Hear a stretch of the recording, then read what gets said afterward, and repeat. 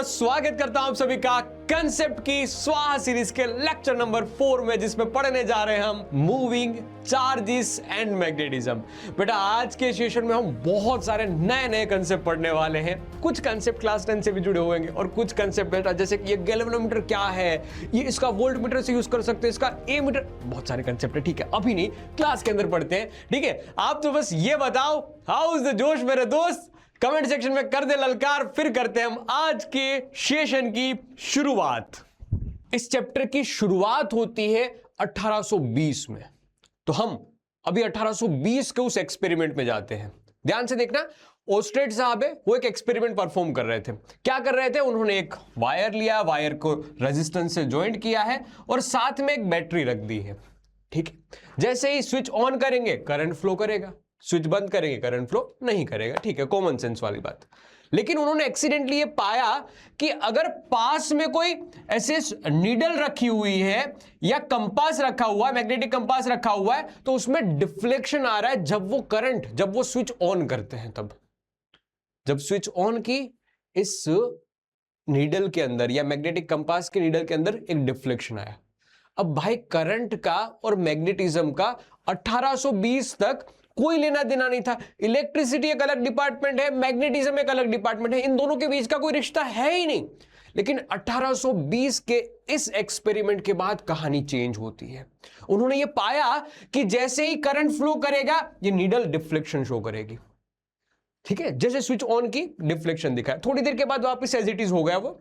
जैसे स्विच बंद की तब भी कुछ डिफ्लेक्शन दिखाएगा। यहां तक कि बैटरी की पोलैरिटी चेंज की ना, तो इस नीडल की डायरेक्शन चेंज हो जा रही है, डिफ्लेक्शन की डायरेक्शन चेंज हो जा रही है। यार अगर इस बैटरी की जगह बड़ी बैटरी लगा रहे तो डिफ्लेक्शन बढ़ जा रहा है। ठीक है, एक समय के बाद वापस कांस्टेंट हो जा रहा है, लेकिन स्विच ऑन स्विच ऑफ के उस पर्टिकुलर टाइम ड्यूरेशन में चेंज आ रहा था। अब देखो, ये तो 1820 में एक्सपेरिमेंट हो चुका है, हमें नहीं पता है एक्चुअल में है या नहीं पता है, मुझे भी नहीं पता दोस्त, सही बता रहा हूं, क्योंकि ये सब लिखी लिखाई बातें होती है, एनसीईआरटी में दे रखी थी, तो मैंने इसको आपको अच्छे से देख लिया, बता दिया कि ये चीज हो रही थी, ये चीज हो रही थी, ये ऑब्जर्वेशन है, इसके की पॉइंट्स है और ये कंक्लूजन है। ये हुई थी 1820 में, उस एक्सपेरिमेंट की सारी चीजें मैंने बताई है। मैंने करके नहीं देखा है, ठीक है, हमने करके नहीं देखा है। चलो आओ करते हैं। 1820 के उस एक्सपेरिमेंट को आज वापस जिंदा करते हैं। तो हमने सेटअप तैयार कर लिया है, तुम्हारे सामने रखते हैं सेटअप। वही एक्सपेरिमेंट है, ध्यान से देखना, लेकिन हमने रेजिस्टेंस नहीं लिया, हमने सिर्फ वायर ले लिया और वायर के साथ बैटरी ले ली। देखना ध्यान से, ये वायर लिया है पूरा निकाला हुआ और बैटरी ली है। हल्का सा करंट फ्लो करेगा तो हम हाथ से पकड़ लेंगे, इसमें कोई घबराने वाली बात नहीं इस वजह से। ठीक है, और पास में कंपास जो भी नॉर्थ डायरेक्शन में अलाइन है, इसकी रेड लाइन मतलब कि नॉर्थ डायरेक्शन इस तरफ है। बढ़िया। अब देखो यहां पर क्या हो रहा है कि करंट कैरिंग वायर है ना, देखना जैसे ही मैं बेटा इसको टच करवाऊंगा इस सेल के साथ, क्या करंट फ्लो करेगा जी, करना तो चाहिए, और करेगा और करेगा। देख रहे हो हल्का सा डिफ्लेक्शन आ रहा है, हल्का सा डिफ्लेक्शन आ रहा है। देखो देखो देखो देखो वापस देखो, मैं इसको जैसे ही टच करवा रहा हूं किसके साथ, सेल के साथ, बैटरी के साथ, इसके अंदर डिफ्लेक्शन आ रहा है। देखो पहले वो नॉर्थ डायरेक्शन में लाइन था, वो राइटवर्ड डायरेक्शन में भाग रहा है, राइटवर्ड डायरेक्शन में भाग रहा है। देखो वापस देखो, राइटवर्ड डायरेक्शन में भाग रहा है। ठीक है, अगर मैं इसकी पोलैरिटी चेंज कर देता हूं, मैंने सेल की पोलैरिटी को कर दिया चेंज, अब मैंने इसको उल्टा ज्वाइन कर दिया। ये देखना, पहले राइट साइड ऐसे ऐसे भाग रहा था ना, अब लेफ्ट साइड भागने की कोशिश करेगा। ध्यान से देखना इस चीज को, ये किया मैंने इसको उल्टा, देख रहे हो, देख रहे हो लेफ्ट साइड भागने की, जितना उस तरफ राइट में भागने की कोशिश कर रहा था, उतना ही ये लेफ्ट डायरेक्शन में भागने की कोशिश कर रहा है। तो यहां से एक निष्कर्ष निकल के आता है कि ये करंट कैरिंग वायर है ना दोस्त, ये करंट कैरिंग वायर जब इसको एक सेल के साथ कनेक्ट किया जाता है, जब इसको एक सेल के साथ कनेक्ट किया जाता है, मतलब कि इसके अंदर एक करंट फ्लो करता है, और जब भी इसके अंदर करंट फ्लो करता है तो एक मैग्नेट की तरह बिहेव करता है, और मैग्नेट की तरह बिहेव करेगा तो ये मैग्नेटिक फील्ड बनाएगा, और मैग्नेटिक फील्ड है वो इस कंपास पे अफेक्ट करती है। ठीक है, वो इस कंपास पे अफेक्ट करती है। तो ये कंक्लूजन निकला था एट द एंड कि it is behaving like, current carrying wire is behaving like magnet. ठीक है, देखो डिफ्लेक्शन दिखा रहा है। बढ़िया। अब मेरा आपसे एक सवाल है, ध्यान से देखना, यही सेम टू सेम अरेंजमेंट है, सेम टू सेम अरेंजमेंट है। मेरा एक सवाल है, आपसे सवाल है, कमेंट सेक्शन में आंसर जरूर देना। सवाल यह है कि ये जो सेल था ना, इस सेल को हमने हटा दिया दोस्त, इस सेल को हटा दिया, उसकी जगह पे एक बल्ब लिया, ये सोनपरी वाला बल्ब जो हम लेते थे, कपड़े वाला पिंकी वाला फ्रोकले वाला बल्ब लिया हमने, जो पिछली क्लास में भी यूज किया था करंट इलेक्ट्रिसिटी में, वही है। अब जो घर पे आता है ना, प्लग होता है बेटा, उसमें मैंने डायरेक्टली इसको कनेक्ट कर दिया है, डायरेक्टली कनेक्ट कर दिया है ये एक्सटेंशन बोर्ड के साथ, ठीक है। जैसे ही बेटा मैं इसको चालू करूंगा और दोनों वायर को टच करवाऊंगा, क्या करंट फ्लो करेगा? करंट फ्लो करेगा तो बल्ब जलेगा, हाँ जल रहा है, ठीक है, वही बात। डायरेक्ट सेल से अगर मैं कनेक्ट करता तो उतना बड़ा करंट फ्लो नहीं करता वो सेल, इसलिए बल्ब नहीं जलता। अब मैं जब इसको कनेक्ट करता हूं दोनों छोर पे, देखना वही अपना एक्सपेरिमेंट वही है, यहां बीच में सेल था, अब क्या आ गया? डायरेक्टली मेन करंट आ गया जो हमारे घर पे होता है। तो बल्ब जल रहा है लेकिन डिफ्लेक्शन नहीं आ रहा है, बल्ब जल रहा है लेकिन डिफ्लेक्शन नहीं आ रहा है। मैं पोलैरिटी रिवर्स भी करूंगा तब भी बेटा बल्ब जल रहा है लेकिन यहां पर कोई भी डिफ्लेक्शन नहीं आ रहा, ध्यान से देखो। जबकि इसकी जगह पे मैं अगर सेल लगा दूं, इसकी जगह पे मैं अगर सेल लगा देता हूं, ध्यान से देख, वही सेम टू सेम एक्सपेरिमेंट मैंने क्या कर दिया, अब बल्ब की जगह पे सेल लगा दिया तो डिफ्लेक्शन आ रहा है, तो डिफ्लेक्शन आ रहा है। देखो पोलैरिटी रिवर्स करूंगा तब भी डिफ्लेक्शन आएगा, ये देखो तब डिफ्लेक्शन आ रहा है। बहुत माइनर सा आ रहा है क्योंकि मैंने इसको दूर रखा है, लेकिन फिर भी डिफ्लेक्शन तो आ रहा है। तो ऐसा क्या है इस सेल में, इस छोटे से सेल में, कि इसकी वजह से डिफ्लेक्शन दिखा रहा है लेकिन इस बड़े करंट में डिफ्लेक्शन नहीं दिखा रहा है? इसका कमेंट सेक्शन में आप आंसर देना, मैं पिन कर दूंगा जिसका आंसर सही रहेगा उसका, ठीक है। और बाकी रही बात ये समझने की कि करंट कैरिंग वायर होगा वो अपने आसपास मैग्नेटिक फील्ड जनरेट करेगा, दैट इज द कंक्लूजन, ठीक है। यहां तक की बात श्योर, सारी चीजों को हटा देते हैं, ठीक है। तो वैसे देखने में एक्सपेरिमेंट बहुत सिंपल सा ही था, लेकिन भाई इसने पहली बार दिमाग के तार जोड़ दिए कि इलेक्ट्रिसिटी और मैग्नेटिज्म ये दोनों अलग नहीं है, दोनों एक दूसरे से जुड़े हुए हैं। तो इसीलिए कई की किताब में ऐसा भी दिखाया जाता है कि magnetic effect due to current carrying wire, इसमें से कुछ करंट फ्लो कर रहा है। देखो कौन सा वाला करंट होगा? ये यूनिडायरेक्शन करंट है, ठीक है, यूनिडायरेक्शन करंट है। इन शॉर्ट मैं आपको ये बताना चाहता हूं, एक डायरेक्ट करंट है बेटा। अगर अल्टरनेटिंग करंट होता है तब ये चीज नहीं होती है, क्यों नहीं होती है कमेंट सेक्शन में जरूर बताना, ठीक है। तो इसीलिए कई जगह इस चैप्टर को ऐसा बोलते हैं कि magnetic effect of current carrying wire, CC wire. CC wire मतलब करंट कैरिंग वायर। याद रखना बेटा, मैग्नेटिक जो बार मैग्नेट होते हैं उनकी बात हम इस चैप्टर में नहीं करेंगे, वो आने वाले चैप्टर में आएगी। लेकिन यहां पर करंट कैरिंग वायर की वजह से अलग अलग शेप के करंट कैरिंग वायर होगा, कोई लूप होगा, कोई रिंग होगा, तो उसमें कैसे फॉर्मूले बनते हम उनकी बात करने वाले हैं, ठीक है। तो पहले शुरुआत होती है इस चैप्टर की ओस्टेड एक्सपेरिमेंट से। अब सीधी बात समझ लेते हैं कि अगर कोई करंट कैरिंग वायर है, ऊपर की डायरेक्शन में करंट फ्लो करता है, तो डायरेक्शन कैसे निकालते और उसका मैग्नीट्यूड क्या होगा, धीरे धीरे समझते। देखो अगर ऊपर की डायरेक्शन में करंट फ्लो करता है ना बेटा, तो एक सिंपल सा फंडा है डायरेक्शन निकालने का, कि जिस डायरेक्शन में करंट फ्लो करता है, जिस डायरेक्शन में करंट फ्लो करता है उसकी डायरेक्शन में अंगूठा रख दीजिए, हाथों को कर्ल कीजिए। अगर यहां कोई पूछे तो मैग्नेटिक फील्ड इस साइड पे बाहर निकलती हुई, इस तरफ से कोई पूछे तो मैग्नेटिक फील्ड अंदर घुसती हुई। तो बाहर निकलती हुई को हम डॉट से रिप्रेजेंट करते हैं, तो ये आउटवर्ड, ठीक है, आउटवर्ड मैग्नेटिक फील्ड, और इस तरफ इनवर्ड, अंदर घुसती हुई मैग्नेटिक फील्ड होगी, ठीक है, इसको इनवर्ड बोला करते हैं। तो जब कभी भी ऐसा प्लेन दे रखा हो आपको बोर्ड टाइप का, और उसमें ऐसे दे रखा है वायर, ऐसे दे रखा है वायर, ले भी लेता हूं, अपने पास वायर की कमी थोड़ी है बेटा, तो वायर ऐसे दे रखा है, फिर ये वायर ऐसे दे रखा है। वायर मतलब उसी प्लेन के पैरेलल हो, क्या हो, उसी प्लेन के पैरेलल हो। तब की ये बात है कि अंगूठा रख दीजिए उनकी डायरेक्शन में, अंगूठा रख दीजिए उनकी डायरेक्शन में, और फिर कर्ल कर दीजिए, आपको डायरेक्शन मिल जाएगी। जैसे कि इसमें नीचे की डायरेक्शन में करंट फ्लो कर रहा है, मैंने नीचे की डायरेक्शन में ऐसे कर दिया, अंगूठा रख दिया, अंगूठा रख दिया। देखो इस चैप्टर में सबसे कंफ्यूजिंग पार्ट है डायरेक्शन, क्योंकि डायरेक्शन समझ में नहीं आती, बाकी मैग्नीट्यूड निकालने के लिए तो हम फॉर्मूला अप्लाई कर देंगे ना मेरे दोस्त। तो अंगूठा रखो, कर्ल करो, इस तरफ से कचुक अंदर घुसता हुआ, कचुक अंदर घुसता हुआ, और इस तरफ बाहर निकलता हुआ, कचुक अंदर घुसा, इस साइड से बाहर निकला, कुचुक। ठीक है, डायरेक्शन दिमाग में रखना बेटा जरूरी है। कब यूज करेंगे ये? जब वायर है वो प्लेन से पैरेलल हो, पैरेलल मतलब प्लेन से ऐसे हो, ऐसे हो, ऐसे हो, ऐसे हो, कैसे भी हो बेटा, लेकिन पैरेलल होना चाहिए। ऐसा नहीं कि अंदर घुस रहा है, अंदर घुस रहा है तो हम अलग तरीके से यूज करेंगे, ठीक है। हालांकि फिर भी ये मेथड तो काम की है, लेकिन फिर भी डिस्टेंस कुछ चेंज करेगा तो हम उस हिसाब से यूज करेंगे पैरेलल सरफेस के लिए। अगर प्लेन से पैरेलल है तब के लिए, ठीक है, इसके लिए तो निकालना आ गया सर, इस तरफ से इनवर्ड होगा, इस तरफ से आउटवर्ड होगा। आउटवर्ड को हम डॉट से रिप्रेजेंट करते हैं, मैं यहां पर लिख देता हूं डॉट यानी आउटवर्ड, बहुत बार ये लिखा भी हमने, क्रॉस मतलब इनवर्ड। नेगेटिव पॉजिटिव में मिस्टेक नहीं करेंगे बेटा, क्योंकि ऐसा होता है नेगेटिव क्यों नहीं लिखा, इनवर्ड को नेगेटिव लिया जाता है, आउटवर्ड को पॉजिटिव ट्रीट किया जाता है, बस वो डायरेक्शन रिप्रेजेंट करता है, नेगेटिव पॉजिटिव, नेगेटिव वैल्यू नहीं होती है। ओके अगर कोई ऐसा लूप है जिसके अंदर करंट फ्लो कर रहा है ना, वो ऐसे है, वो ऐसे हैं, देखना वो ऐसे हैं, तो पहले वाले को 1 बोल दूं, दूसरे वाले को 2 बोल दूं, तीसरे वाले को 3 बोल दूं। देखना ध्यान से, पहले वाले की वजह से अंदर की डायरेक्शन में, दूसरे वाले की वजह से ऐसे, करंट अंगूठा रखो उस डायरेक्शन में ऐसे, अंदर की डायरेक्शन में दूसरे वाले की वजह से भी, तीसरा अंगूठा रखा इस डायरेक्शन में, कर्ल किया तीसरे वाले की वजह से भी अंदर की डायरेक्शन में।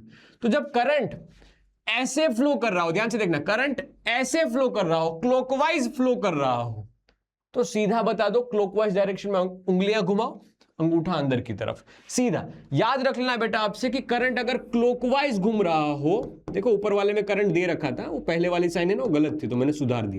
करंट ऐसे क्लॉकवाइज घूम रहा हो तो अंगूठा छाप जीतेगा इसमें, देखो कचुक कचुक कचुक। तो क्लॉकवाइज घूम रहा हो तो मैग्नेटिक फील्ड इनवर्ड मिलेगी, खत्म बात। एंटी क्लॉकवाइज घूम रहा हो तो डायरेक्ट ऐसे ही, एंटी क्लॉकवाइज घूम रहा है, कूम डूम डूम डूम, उंगलियां करंट की डायरेक्शन में। अगर पूरा का पूरा लूप बन रहा है ना, तब यूज करेंगे क्या, उंगलियां करंट की डायरेक्शन में, कुचक कुचक, ठीक है। तो मैग्नेटिक फील्ड बाहर की डायरेक्शन में।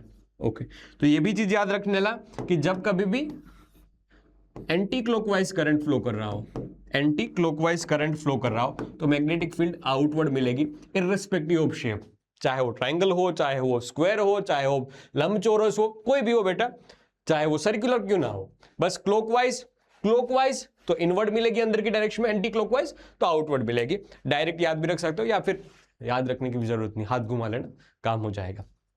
परफेक्ट है। क्या डायरेक्शन निकालने का पार्ट समझ में आ रहा है? अब आती है बात मैग्नीट्यूड निकालने की, मैग्नीट्यूड निकालने की। तो यहां पर एंट्री होती है एक साइंटिस्ट की, और एक नाम है बायो सावर्ट्स। तो बायो सावर्ट दो अलग अलग साइंटिस्ट है, लेकिन ठीक है हम सीधा पढ़ रहे हैं बायो सावर्ट लॉ, जो हमारे सिलेबस में दे रखा है और बहुत बार पूछा जाता है, जो 2023 में पूछा गया, 24 में इसका क्वेश्चन पूछे गए थे, और 25 में भी शायद इसके क्वेश्चंस पूछे गए थे। 23 में सीधा पूछ रहे थे बायो सावर्ट लॉ क्या होता है, बाकी इसके क्वेश्चंस तो 24 में भी पूछे, 25 में भी पूछे और 26 में भी पूछे हैं।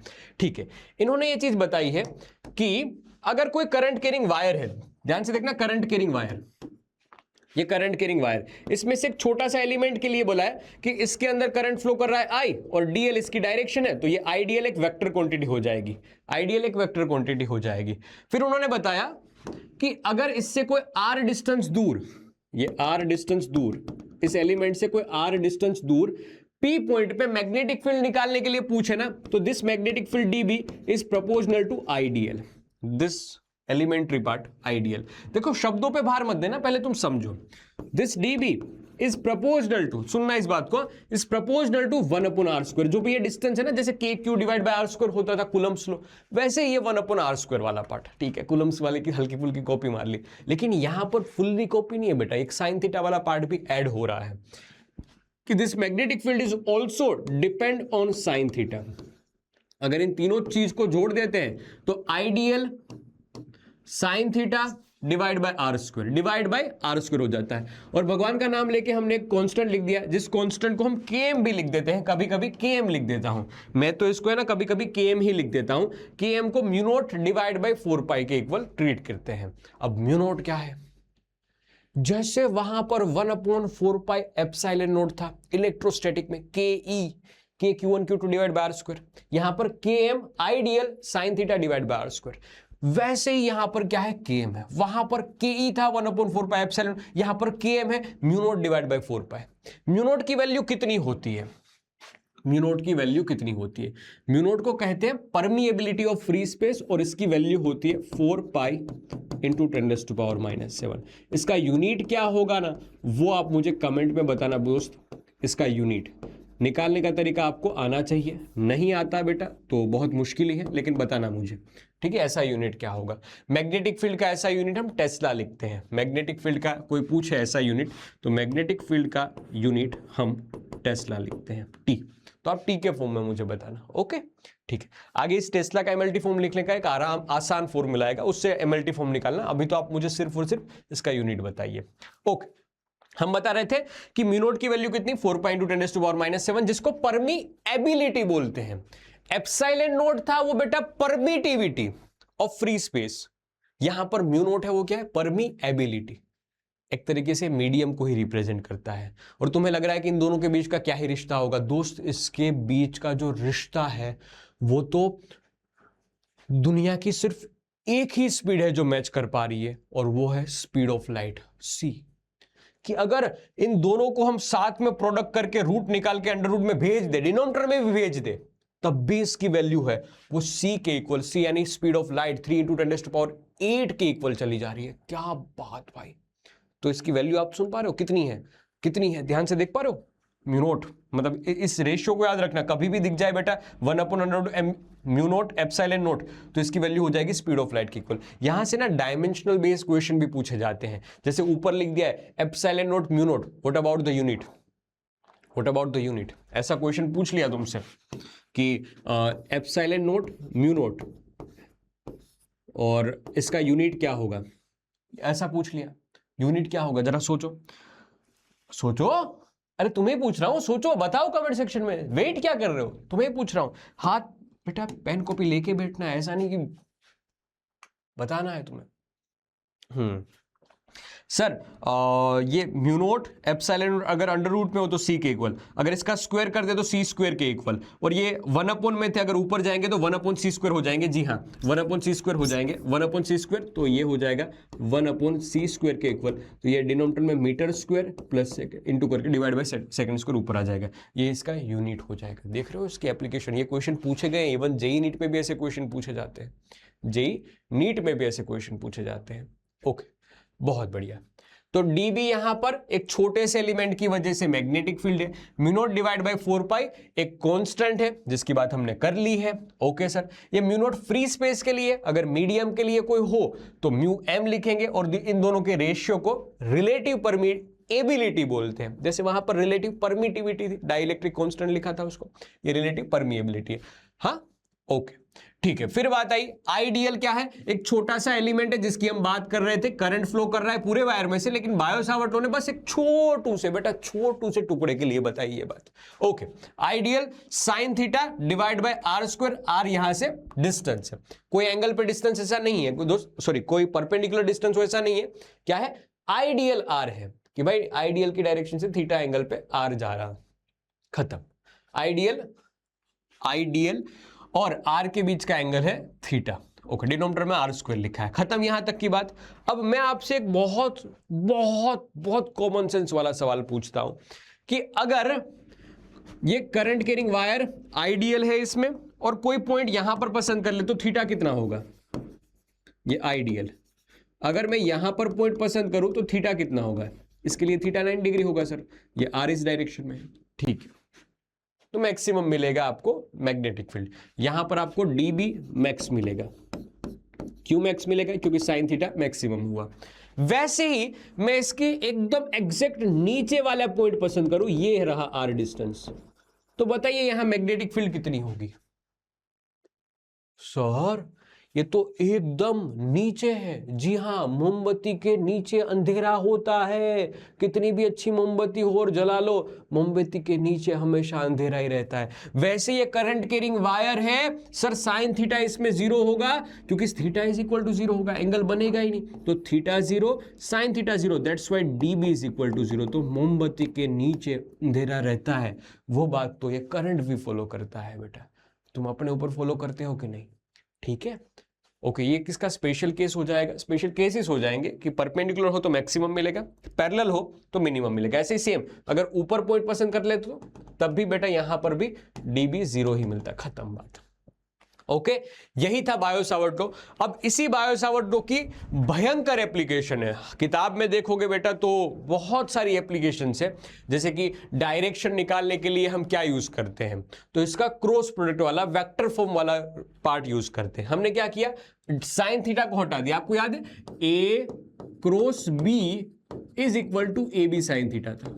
Okay sir, a b sine theta is equal to, तो साइन थीटा को हटाने के लिए हमने क्या किया, क्रॉस प्रोडक्ट को लाना पड़ेगा। अब आर से एंगल था ना, तो आइडियल क्रॉस आर से इसकी डायरेक्शन निकाली जाती है। तो क्या किया, आइडियल क्रॉस आर, एक आर से मल्टीप्लाई किया, आर से डिवाइड किया, तो डिनोमिनेटर में बेटा आर का क्यूब हो जाएगा। इस चीज को ध्यान रखना, आर का क्यूब हो जाएगा डिनोमिनेटर में, आर का क्यूब। ओके सर, आर का क्यूब आ गया, आर से मल्टीप्लाई किया, आर से डिवाइड किया, तो इसका वेक्टर फॉर्म बन जा रहा है म्यू नॉट डिवाइड बाय 4 पाई, जिसको हमने मैग्नेटिक कांस्टेंट बोला था। आइडियल क्रॉस आर, थीटा को हटा दिया, साइन थीटा को हटा दिया, डिनोमिनेटर में एक आर को बढ़ा देंगे तो आर का क्यूब बन जाएगा। इसी को हम बायो-सावर्ट लॉ का वेक्टर फॉर्म बोलते हैं, और यहां से डायरेक्शन भी निकाली जाती है आइडियल क्रॉस आर करके। राइट हैंड थंब रूल तुमने सुना है ना, right hand thumb rule, class 10th class 11th में मैंने पढ़ाया था, और नहीं पढ़ा बेटा बेसिक मैथ्स वाले पार्ट पे जा सकते हो, वेक्टर्स वाला वीडियो मेरा देख सकते हो। डायरेक्शन निकालने के लिए हम क्या यूज करेंगे, राइट हैंड थंब रूल की आई की डायरेक्शन से, ये आई की डायरेक्शन से डीएल की डायरेक्शन में क्रॉस करेंगे। जैसे ये आई की डायरेक्शन में उंगलियां रखी, आर की डायरेक्शन में क्रॉस किया, अंदर मैग्नेटिक फील्ड अंदर की डायरेक्शन में मिल रही है, तो ये राइट हैंड थंब रूल से निकाला जाता है। राइट हैंड थंब रूल से ये चीज निकाली जाती है, मैग्नेटिक फील्ड क्रॉस मिलेगी, जिसको हम डीबी बोलेंगे। ओके, तो अब तक हमने क्या सीखा, एक ओस्टेड साहब ने बताया कि sir current carrying wire it's producing a magnetic field, and Biot-Savart law ने बताया कि एक छोटे से एलिमेंट की वजह से जो मैग्नेटिक फील्ड होगी वो इस फॉर्मूले से दी जाएगी, चाहे आप स्केलर उठा लीजिए चाहे आप वेक्टर फॉर्म उठा लीजिए। अब इसी का डेरिवेशन कर करके हमें कुछ फॉर्मूलाज मिल रहे हैं, जिसको मैं आपके सामने डायरेक्ट लिख रहा हूं। बेटा ये अलग अलग टाइम पे करंट कैरिंग, अलग अलग फॉर्म में करंट कैरिंग रिंग के लिए फॉर्मूला है। ध्यान से देखना, बहुत इंपॉर्टेंट पार्ट है, क्योंकि यहां से क्वेश्चन अक्सर पूछे जाते हैं, चाहे वो 2024 की बात हो, 2023 की बात हो, 2025 की बात हो, 2026 की बात हो, या 2027-28 की बात हो, यहां से क्वेश्चंस आने तय रहते हैं। एक स्लाइड है लेकिन बहुत इंपॉर्टेंट स्लाइड है, एक बार देख लेना, चाहो तो स्क्रीनशॉट ले लेना, मैं बताता हूं तुम्हें, ध्यान से देखना। ये रिंग है हमारे पास, रिंग वाली रिंग है हमारे पास, ठीक है। मैं दिखाने के लिए है ना तुम्हें ऐसी रिंग दिखाता हूं, समझना थोड़ी देर के लिए कि करंट कैरिंग रिंग है, ठीक है। बस एक मिनट, हाँ, समझना है इसके लिए कि एक पूरी की पूरी रिंग है। मेरे पास अभी फिलहाल में रिंग नहीं है बेटा, तो मैंने डिस्क उठा ली है, लेकिन ये है क्या, रिंग समझना है इसको। किसके पूरे ऐसे पेरीफेरी पे क्या लगाया गया है, एक वायर लगाया गया है, इसके पेरीफेरी पे क्या लगाया गया है, वायर ऐसे लगाया गया है, और बीच में कुछ नहीं है, पूरी की पूरी रिंग है। इसको थोड़ा रिंग की तरह अज्यूम करना, रिंग की तरह अज्यूम करना। तो पहले केस में रिंग ऐसी रखी हुई है, रिंग की रेडियस कितनी है, आर है, रिंग की रेडियस आर है, और इस आर रेडियस से करंट ऐसे फ्लो कर रहा है, और इस आर रेडियस से इससे एक्स डिस्टेंस दूर इस पी पॉइंट पे मैग्नेटिक फील्ड निकालनी है। तो फॉर्मूला मिल रहा है हमें mu naught I R square, mu naught I current जो फ्लो कर रहा है वो आई, आर स्क्वायर इसकी रेडियस है, लिख देता हूं वापस, आर स्क्वायर इसकी क्या है, रेडियस है, आर इसकी रेडियस है, ठीक है। डिनोमिनेटर में आएगा r square plus x square, और उसकी पावर कितनी, 3/2। ये फॉर्मूला भद्दा सा है लेकिन याद रखना है। अगर इसके n टर्न्स होंगे तो n से मल्टीप्लाई कर देना, हर जगह वैलिड है। नंबर ऑफ टर्न्स बढ़ेंगे तो यहां पर मैग्नेटिक फील्ड के फॉर्मूले में n से मल्टीप्लाई करेंगे। इसको बोलते हैं एक्सियल पॉइंट पे, ये रिंग है, रिंग से एक एक्सियल पॉइंट, रिंग से एक एक्सियल पॉइंट, और उस एक्सियल पॉइंट पे मैग्नेटिक फील्ड कितनी होगी, ये इस पॉइंट पे मैग्नेटिक फील्ड कितनी होगी वो हमने निकाला फॉर्मूले से। बढ़िया, इस पे क्वेश्चन आते हैं, इस पे सवाल पूछे जाते हैं बेटा, क्वेश्चन सोल्व करने हैं, याद भी रखना है इसको, ओके। और मैं तो इवन तुम्हें बताता हूं कि है ना, तुम अगर बैच से या मेरे ही वन शॉट से पढ़ लिया है, कहीं से भी पढ़ लिया बेटा, तुम फॉर्मूला शीट मुझे अपलोड करोगे तो वह फॉर्मूला शीट में इसमें भी ऐड करके दिखाऊंगा कि ये वाली फॉर्मूला शीट सबसे बेस्ट है, ठीक है, सबसे बेस्ट फॉर्मूला शीट बनाई है। तो अगर कोई ऐसे बच्चे हैं और साथ साथ फॉर्मूला शीट बनाते जाओगे तो आने वाले न्यूमेरिकल सेशन में भी मैं तुम्हारी फॉर्मूला शीट इसी पे अपलोड करूंगा, साथ साथ सबको दिखाऊंगा। तो कोशिश ये करना कि तुम साथ साथ फॉर्मूले की एक अच्छी सी शीट बना लो और मुझे शेयर कर दो। आप चाहो तो इंस्टाग्राम पे शेयर कर सकते हो, चाहो तो टेलीग्राम पे शेयर कर सकते हो, चाहो तो नेक्स्ट टॉपर्स वाले प्लेटफॉर्म पे भी शेयर कर सकते हो, जो नेक्स्ट टॉपर साइंस करके एक आईडी मिल जाएगी, वहां पर शेयर करना, ठीक है। तो वो आपको वे बता दिया कि फॉर्मूला शीट आपको बनानी है, it's very important in physics, सही में, क्योंकि फॉर्मूला याद होंगे तभी तो, मतलब बोल नहीं रहा हूं कि आपको एकदम से सारे फॉर्मूले याद करने, लेकिन आप जैसे जैसे क्वेश्चंस करते जाओगे ना वैसे वैसे क्लियरिटी बढ़ती जाएगी। याद रखने की जरूरत नहीं पड़ती है फॉर्मूले को। आप भाई तुम 10 बार फॉर्मूले लिख रहे हो, उससे बेटर है कि 5 क्वेश्चन सोल्व कर लो उस फॉर्मूले के, ऑटोमेटिकली वो फॉर्मूला याद आ जाएगा। लेकिन अगर एक शीट में लिख के रखोगे तो आपके दिमाग में एक शीट रहेगा, हाँ ये इस चैप्टर के थे। जैसे कि इस चैप्टर को मैं कंबाइन रूप से बताऊं तो एक अध्याय यानी मैग्नेटिक फील्ड फाइंड करना, दूसरा अध्याय यानी कि मैग्नेटिक फोर्स के बारे में, और तीसरा अध्याय यानी गैल्वेनोमीटर वाला पार्ट। बस खत्म, इतना ही इस चैप्टर में, 3 बड़े बड़े अध्याय, तो एक छोटे से पार्ट में कवर अप हो जाएगा। वैसे ही बता रहा हूं कि फॉर्मूला बना हुआ होगा तो आपको पता चल जाएगा कि ये इस पार्ट के हैं, ये इस पार्ट के हैं, ये इस पार्ट के हैं। खत्म। आते हैं इस बात पे, रिंग थी, उसके एक्सियल डिस्टेंस पे मैग्नेटिक फील्ड निकालना है। अब इस रिंग के एकदम सेंटर पे मैग्नेटिक फील्ड निकाली जा रही है, रिंग के एकदम सेंटर पे मैग्नेटिक फील्ड निकाली जा रही है, ये रही, ये रहा फॉर्मूला, ये रहा ओ पॉइंट। इस सेंटर पे मैग्नेटिक फील्ड होगी mu naught I divide by 2r, खत्म। Mu naught I divide by 2r, mu naught I divide by 2r। इस फॉर्मूले में क्या यूज किया पता है, हमने x is equal to 0 put कर दिया, खत्म। x is equal to 0 put कर दोगे सेम फॉर्मूला मिल जाएगा। डायरेक्शन निकालनी है, करंट की डायरेक्शन में उंगलियां घुमाई, अंगूठा अंदर की डायरेक्शन में, अंगूठा अंदर की डायरेक्शन में, ये रही मैग्नेटिक फील्ड। बायो-सावर्ट लॉ की एप्लीकेशन करके हम ये सारे फॉर्मूला डिराइव करते हैं। ओके, बढ़िया है। अगर एक छोटी सी आर्क दे रखी हो तो इसका भी एक छोटा सा पार्ट यानी इतना ही पार्ट दे रखा हो तो क्या करेंगे, ठीक है, तब क्या करेंगे, तो बेटा इसका सेंटर अज्यूम करना, जैसे कि ये इसका सेंटर, ये इसका सेंटर, ठीक है, सॉरी मैंने ये ऐसे लिख दिया ना, ये है इसका सेंटर, ये है इसका सेंटर, ये इसका सेंटर। तो एक छोटे से पार्ट के लिए आपको निकालनी हो मैग्नेटिक फील्ड तो पहले तो आप सोचो सर्कुलर आर्क को जिसमें से करंट फ्लो कर रहा है, और ये कितना एंगल बना रहा है सर्कुलर, मतलब जो सेंटर पॉइंट है उसके साथ कितना एंगल बना रहा है, ये दोनों, तो that angle is theta, that angle is theta. Then you can write mu naught I divide by 2r, और थीटा रेडियन में लिखेंगे तो 2 पाई लिखेंगे, अगर रेडियन में नहीं लिखना और डिग्री में लिखना है तो डिवाइड बाय 360 डिग्री आ जाएगा। बस यही formula. Number of turns n होंगे तो हर केस में हम n से मल्टीप्लाई कर देंगे, दैट्स इट, दैट्स इट। चाहो तो इसका स्क्रीनशॉट ले लो, बाकी आपको ये पीडीएफ ऐप पे भी मिल जाएगी नेक्स्ट टॉपर्स के, और टेलीग्राम चैनल पे भी मिल जाएगी, आप जहां से इच्छो वहां से डाउनलोड कर सकते हो। चाहो तो स्क्रीनशॉट लेते जाना, लेकिन सजेशन ये दूंगा कि नोट्स डाउनलोड करना पूरा एक फॉर्म में रहेगी, इमेज तो खो जाते हैं ना बेटा, उसकी तस्वीर है तेरे मोबाइल में भी, हो गई होगी, ठीक है। ओके, बढ़िया, आगे बढ़ते हैं। कहाँ गया मेरा स्लाइडर, जेब में चला गया है। ओके शुम, और क्या खतरनाक सी बात बताइए, पढ़ना पहले इसको। When current divide in any symmetric planar loop made with a uniform wire, एक यूनिफॉर्म वायर में यूनिफॉर्म करंट फ्लो कर रहा है और सिमेट्रिकली डिवाइड हो रहा है, सिमेट्रिकली डिवाइड हो रहा है, ये वर्ड्स खास सुनना, तब magnetic field at a centre due to this loop is 0, ऐसा बताया गया है। ध्यान से सुनना इस बात को, बहुत खास बात है, बहुत खास बात है कि अगर लूप ऐसा है, चलो ये एक एग्जांपल ले लेता हूं, 2 एग्जांपल ले लेता हूं, एक सर्कल का और एक इसका, ठीक है। देखो ऐसा बता रहे हैं कि ऊपर से कुछ करंट आया आई, ऊपर से कुछ करंट आया आई, ये सिमेट्रिक करंट डिवाइड हो रहा है, इस साइड की ब्रांच में आई नोट करंट जा रहा है, इसका कुछ रेजिस्टेंस होगा, ठीक है, I/2 जा रहा है, और इस ब्रांच में भी I/2 जा रहा है, और वापस इसी जगह से सेम बाहर निकल रहा है, इसी जगह से same I/2 plus I/2 I current बाहर निकल रहा है। तो ये बताते हैं कि इस डायरेक्शन की वजह से मैग्नेटिक फील्ड आउटवर्ड होगी, पहले लेफ्ट हैंड साइड वाले की वजह से आउटवर्ड डायरेक्शन में मैग्नेटिक फील्ड होगी, और राइट हैंड साइड वाले की वजह से मैग्नेटिक फील्ड इनवर्ड होगी। तो सर ये आउटवर्ड और इनवर्ड का कॉम्बिनेशन है, सुनना, आउटवर्ड और इनवर्ड का कॉम्बिनेशन है, और जितनी magnetic field line first part की वजह से हुई उतनी ही magnetic field line left side पे और राइट साइड पे होगी। मतलब कि जितनी magnetic field line left side से होगी उतनी ही magnetic field lines right side से होगी। दोनों की वजह से magnetic field same in magnitude, opposite in direction, and that's why you will found the net magnetic field is 0 eight a centre. कब की बात है, जब सिमेट्रिकली डिवीजन होगा, सिमेट्रिकली डिवीजन हो रहा हो। जैसे कि ये यहां से करंट घुसा, मान लीजिए यहां से करंट घुसा आई, ठीक है, कुछ करंट इस हिस्से से गया I/2, यहां से वापस आया I/2, सेम इस जगह से करंट गया I/2, इस जगह से करंट गया I/2, और ये दोनों मिलके यहां से बाहर निकल गए I।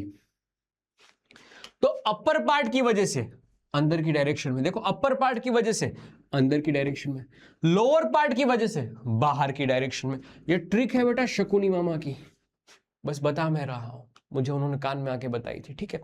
तो ये अंदर की डायरेक्शन में, नीचे वाले पार्ट की वजह से आउटवर्ड डायरेक्शन में, दोनों same in magnitude opposite in directions, क्योंकि सिमेट्रिकली डिवाइड हो जा रहे हैं, करंट की डायरेक्शन अपोजिट है, बोल सकते हो आप, ठीक है। मैग्नेटिक फील्ड की डायरेक्शन अपोजिट है, इस वजह से नेट मैग्नेटिक फील्ड 0 मिलेगी। चमका बेटा, चमका, बैठा है दिमाग में, पक्का, श्योर। आगे बढ़े, ठीक है। मैंने बताया था ना इस चैप्टर के 2 अध्याय, 3 अध्याय बेसिकली, एक जिसमें मैग्नेटिक फील्ड के लिए बहुत सारी बातें बताई गई है, उसी अध्याय में 2 लॉ, एक बायो-सावर्ट लॉ और एक ampere circuital law. Ampere circuital law उससे भी सिंपल है, बहुत सिंपल है। इन्होंने बताया कि एक लूप पसंद कर लेना, उसके लिए मैग्नेटिक फील्ड का फॉर्मूला अप्लाई करेंगे हम, और इस लूप को बस मेरा नाम दे देना, हाँ मेरा नाम दे देना, थियरी मत पढ़ना अभी, मैं बता रहा हूं। हाँ, कि एक लूप पसंद कर रहे हैं जिसमें से करंट I1 बाहर आ रहा है, I2 करंट अंदर घुस रहा है, I3 बाहर ही है, I4 अंदर है जो बाहर निकल रहा है, I5 कहीं बाहर घूम रहा है, I7 बाहर जा रहा है। तो हम एक एम्पियर लूप पसंद करेंगे जो क्लोज लूप होगा, जो क्लोज्ड लूप होगा। हम इसके लिए एक फॉर्मूला अप्लाई करेंगे, B.dl, इंटीग्रेशन करेंगे, क्लोज्ड इंटीग्रेशन है, पूरा लूप ले रहे हैं इसलिए क्लोज्ड बोला जाता है। B मैग्नेटिक फील्ड की डायरेक्शन होगी, dl की डायरेक्शन हम जिस डायरेक्शन में करंट फ्लो करेगा ना, उसी डायरेक्शन में, जिस डायरेक्शन में मैग्नेटिक फील्ड होगी मोस्टली उसी डायरेक्शन में पसंद कर लेते हैं कन्वेंशन के लिए। इज इक्वल टू, इन्होंने बताया जैसे ही वहां पर गोस लो था उस कुछ वैसे जैसा ही, लेकिन यहां पर एरियल नहीं है, यहां पर लेंथ वाइज इंटीग्रेशन किया जा रहा है। तो magnetic field dot dl is equal to mu naught times I enclosed. Gauss law में भी कुछ ऐसा ही था, वहां पर चार्ज एनक्लोज्ड था, यहां पर I एनक्लोज्ड। I एनक्लोज्ड मतलब करंट अंदर से जितना पास हो रहा है वो, जैसे अंदर से कितना करंट पास हो रहा है, तो सर अंदर से अभी के लिए मैं बताऊं I की वैल्यू, तो I1 बाहर आ रहा है तो मैंने उसको पॉजिटिव लिखा है, फिर I2 है, हाँ अंदर जा रहा है तो उसको मैं नेगेटिव साइन के साथ लिखूंगा, फिर I3, सर I3 तो बाहर ही है तो उसको काउंट नहीं करेंगे, I4 अंदर ही है, बाहर निकल रहा है करंट, ठीक है, I4 प्लेन से बाहर निकल रहा है, I5 बाहर है नहीं लिखेंगे, I6 अंदर घुस रहा है तो नेगेटिव साइन के साथ I6 लिखेंगे, ओके। और कुछ I7 भी बाहर है तो I एनक्लोज ऐसे लिखा जाएगा, अंदर वाले करंट को नेगेटिव लेते हैं, बाहर निकलने वाले करंट को पॉजिटिव लिखा जाता है, B.dl। तो इन्होंने बताया है एम्पियर सर्किटल लॉ में कि line integral of a magnetic field, line integral of a magnetic field along any closed path होना जरूरी है। ये किसके इक्वल है, ये इक्वल है mu naught times current enclose से। खत्म। तो आपको पहले फॉर्म याद रखना है, फिर थियोरेटिकल वर्जन तो आप बना लोगे। इसमें कुछ छोटे छोटे पॉइंट्स है, जैसे कि ये स्टेडी और कांस्टेंट करंट के लिए ही एप्लीकेबल है, जी हाँ सही बात है। फिर ये क्योंकि ट्रू और फॉल्स टाइप के स्टेटमेंट में पूछा जाता है तो इसलिए छोटी छोटी बातें ध्यान में रखना है। फिर क्या है कि sir it can be applied for a distribution of current, मतलब ये है ना किसी भी डिस्ट्रीब्यूशन ऑफ करंट के लिए अप्लाई कर सकती है, ये सेकंड पॉइंट खास करके समझना। लेकिन हम सिमेट्रिक डिस्ट्रीब्यूशन के लिए ही अप्लाई करते हैं ताकि आसानी से कैलकुलेशन की जा सके, वरना अगर किसी भी तरह का डिस्ट्रीब्यूशन होगा करंट का तब भी हम अप्लाई कर सकते हैं, लेकिन सिमेट्रिक क्या करते हैं ताकि कैलकुलेशन आसान रहे। फिर किसी भी शेप का लूप हो, जैसे आड़ा तिरछा किसी भी शेप का लूप हो, हम उसके लिए भी अप्लाई कर सकते हैं, लेकिन हम एक शूटेबल शेप का ही लेंगे, कभी सर्कुलर ले लिया, कभी ऐसे अलग टाइप का एक पूरा लंबचौरस टाइप ले लिया, रेक्टेंगुलर टाइप का ले लिया। लेकिन क्यों ऐसा लेते हैं, ताकि एक अच्छे से सिंपल वे में कैलकुलेशन कर सके, वरना किसी भी क्लोज लूप के लिए दिस वन इज एप्लीकेबल। तो ये छोटी छोटी बात थी, थोड़ी दिमाग में रखना, ओके।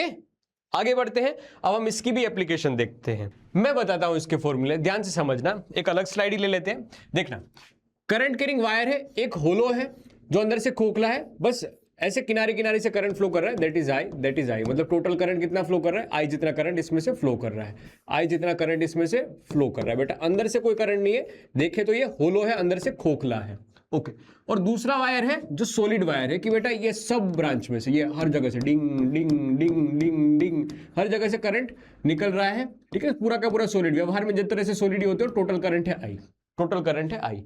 तो दो जगह पे यहां पर मैग्नेटिक फील्ड पूछी जा रही है, एक सेंटर से आउटवर्ड डायरेक्शन में, बाहर की डायरेक्शन में आर डिस्टेंस पे, तो मैग्नेटिक फील्ड का फॉर्मूला मिल रहा है mu naught I divide by 2 pi r. और बेटा अंदर ये खोखला है, तो अगर इनसाइड पॉइंट पे मैग्नेटिक फील्ड निकालने के लिए पूछेंगे इस पॉइंट पे, तो बी इनसाइड इस केस में 0 हो जाएगा। बस बहुत खास बात है, किसके लिए बेटा, ये होलो के लिए, होलो वायर के लिए है, ठीक है, होलो वायर के लिए कहानी है। ऐसा ही है सॉलिड वायर, जिसकी बात मैंने ड्रॉ करके लिखा है, क्योंकि सॉलिड वायर ज्यादातर पूछा जाता है, होलो वायर की कहानी है कम पूछी जाती है। सॉलिड वायर में भी कहानी सेम है कि बाहर अगर कोई आर डिस्टेंस पे पूछेगा तो बी आउटसाइड सेम रहेगा, mu naught I divide by 2 pi r, ये फॉर्मूला सेम है। लेकिन कोई इनसाइड पे पूछे ना तब चेंज आता है, इनसाइड पे पूछे तो चेंज आता है। जैसे कि मान लीजिए इसकी रेडियस कैपिटल आर है और इस पॉइंट पे मैग्नेटिक फील्ड निकालनी है, इस पॉइंट पे मैग्नेटिक फील्ड निकालनी है, ठीक है, आर डिस्टेंस पे, सेंटर से आर डिस्टेंस पे।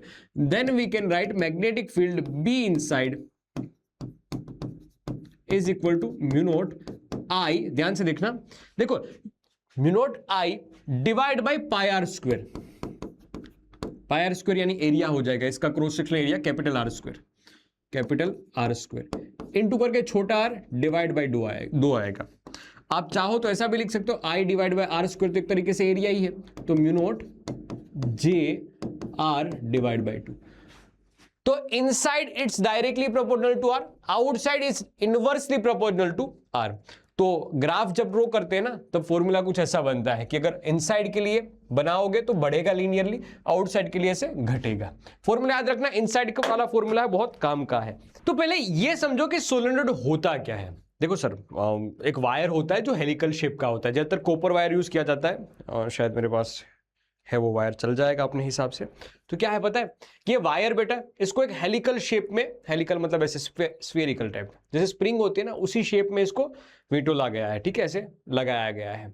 अब इसी को हम सोलेनोइड कहते हैं, इसी को सोलेनोइड कहते हैं। अब क्या कर देंगे बेटा, यहां से बैटरी ज्वाइन कर देंगे, यहां कोई भी मटेरियल लगा देंगे, बैटरी ज्वाइन कर देंगे, करंट फ्लो करेगा, करंट की वजह से मैग्नेटिक फील्ड प्रोड्यूस होगी, और दिस मैग्नेटिक फील्ड का फॉर्मूला भी मिल जाएगा, म्यू नॉट एन आई, जहां पर छोटा डोन यानी छोटा एन क्या है, तो नंबर ऑफ टर्न्स टोटल जितने हैं वो डिवाइड बाई लेंथ, मतलब नंबर ऑफ टर्न्स पर लेंथ को छोटा एन बोलते हैं। Mu naught permeability of free space, अगर कोई मीडियम है तो यहां पर म्यू एम लिखेंगे, एन नंबर ऑफ टर्न्स पर लेंथ हो गया, आई यहां से फ्लो होने वाला करंट हो गया, सिंपल, ठीक।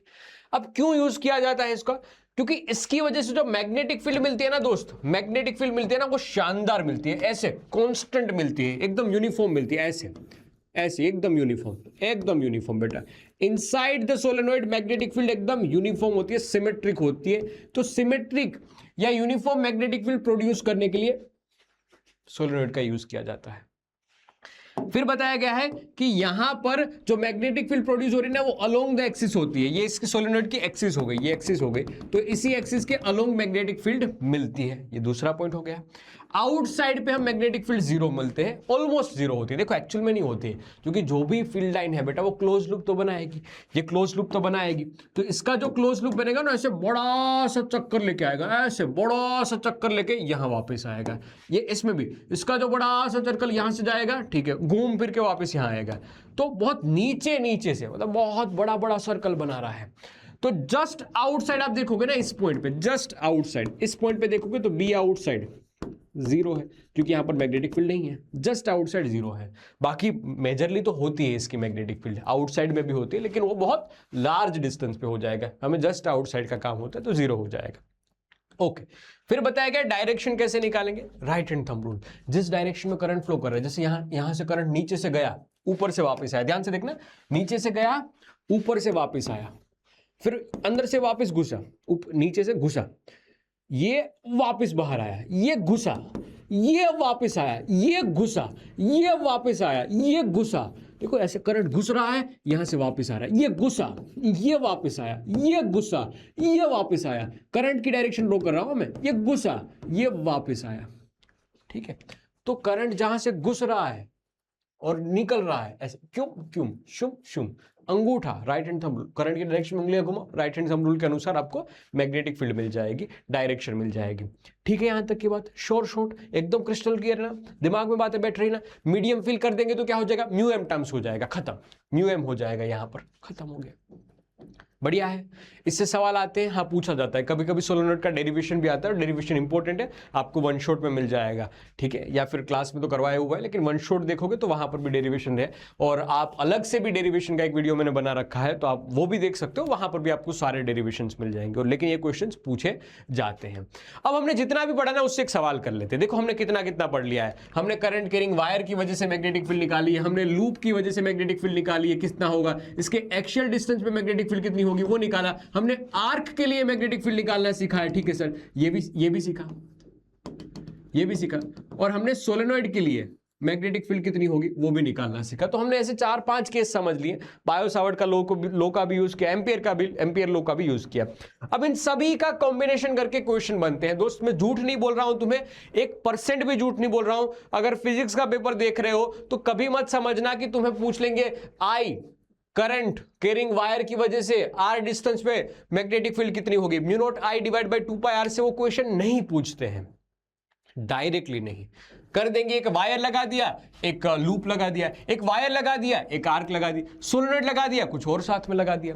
तो हमेशा कंसेप्ट को मिक्स करके क्वेश्चन बनाए जाते हैं, खास तौर पे फिजिक्स में, और खास तौर पे अभी की एग्जामिनेशन का पेपर देखें तो हमेशा कॉम्बिनेशन टाइप के क्वेश्चन आएंगे। उनमें से हम एक सवाल लेके आए हैं, 2024 में पूछा गया सवाल है, देखना सिंपल ही है, लेकिन मैं आपको बस ये जताना चाहता हूं, ये बताना चाहता हूं कि सिर्फ फॉर्मूला नहीं, हाँ ऐसा नहीं कि फॉर्मूले के बिना काम चलेगा, फॉर्मूला भी काम का है, लेकिन फॉर्मूले के साथ साथ आपको अंडरस्टैंडिंग भी चाहिए कि 2-3 कंसेप्ट एक साथ आएंगे। तो पहली बात है कि दो स्ट्रेट पैरेलल वायर से separated by 20 centimetre carries a current 5 ampere और 10 एम्पियर। देखो अगर एक वायर होता ना दोस्त तो आप बड़े शौक से लिख सकते थे कि इससे आर डिस्टेंस दूर magnetic field B1 is equal to mu naught I divide by 2R। ऐसा फॉर्मूला आप शौक से लिख सकते हैं। सॉरी मैंने गलत कर दिया, ये वो सर्कुलर वाला लिख दिया, mu naught I divide by 2 पाई, ये डिस्टेंस जो भी है वो R, ठीक है, ये आप शौक से लिख सकते थे, इसमें कोई बुराई नहीं थी। लेकिन इन्होंने कुछ चेंज किया है, इन्होंने बताया 2 करंट कैरिंग वायर है, एक ये पिंकी वाला ले लेते हैं, एक ग्रीन वाला ले लेते हैं, ग्रीन वाला यहाँ कहीं, दोनों सेम डिस्टेंस पे, ये R है तो दोनों, दूसरा भी बेटा R डिस्टेंस पे, यहां से R डिस्टेंस पे ही है, ऐसा बताया है, ठीक है, 20 सेंटीमीटर का डिस्टेंस है।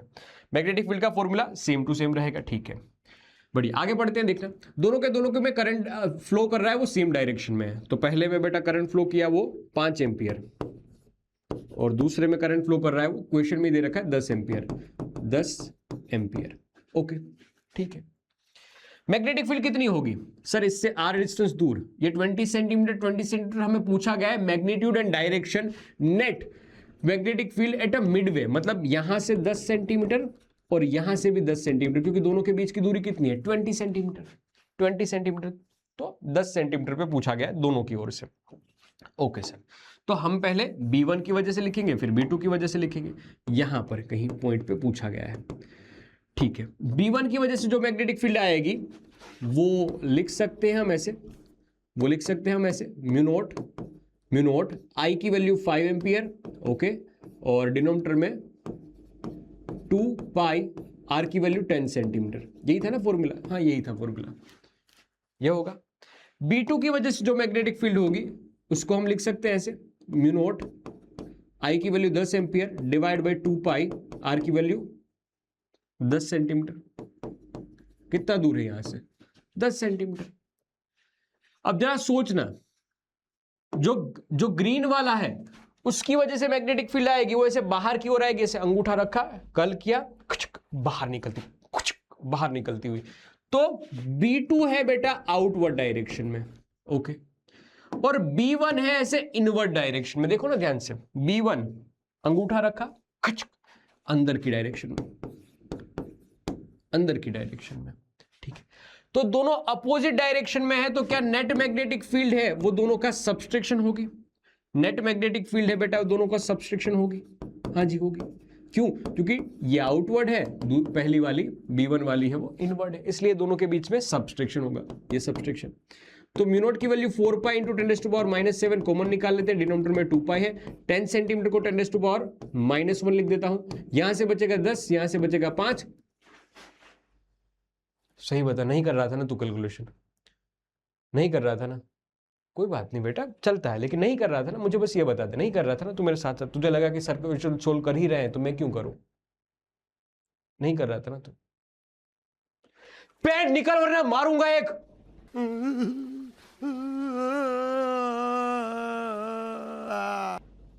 बेटा कंसेप्ट की सीरीज है, लेकिन एक आध न्यूमेरिकल कर रहे हैं, उसको तो साथ साथ पेन लेके बैठ कर सोल। लास्ट में जाके रोओगे और यही बात बताओगे कि सर सब कुछ समझ में आ रहा है, लेकिन क्वेश्चन में समय ज्यादा लग जा रहा है सोल्व करने में, ये छोटी छोटी कैलकुलेशन मिस्टेक रह जा रही है, ये अंत में जाके बोलोगे करो सोल, मारूंगा वरना एक। आजा यहां पर, कटापिटी कर दी बेटा, 2 आ गया, तो 2 इंटू दोनों का मल्टीप्लीकेशन करेंगे, सब्सट्रैक्शन करेंगे, 10 - 5 2 10 - 5 5 10 टू पावर -7, डिनोमिनेटर में बच रहा था 10 टू पावर -1, 5 2 10, ये कैंसिल आउट नहीं होंगे बेटा, ये माइनस में प्लस में हो, ऊपर जाएगा प्लस हो जाएगा, तो 10 टू पावर -5 टेस्ला आएगा।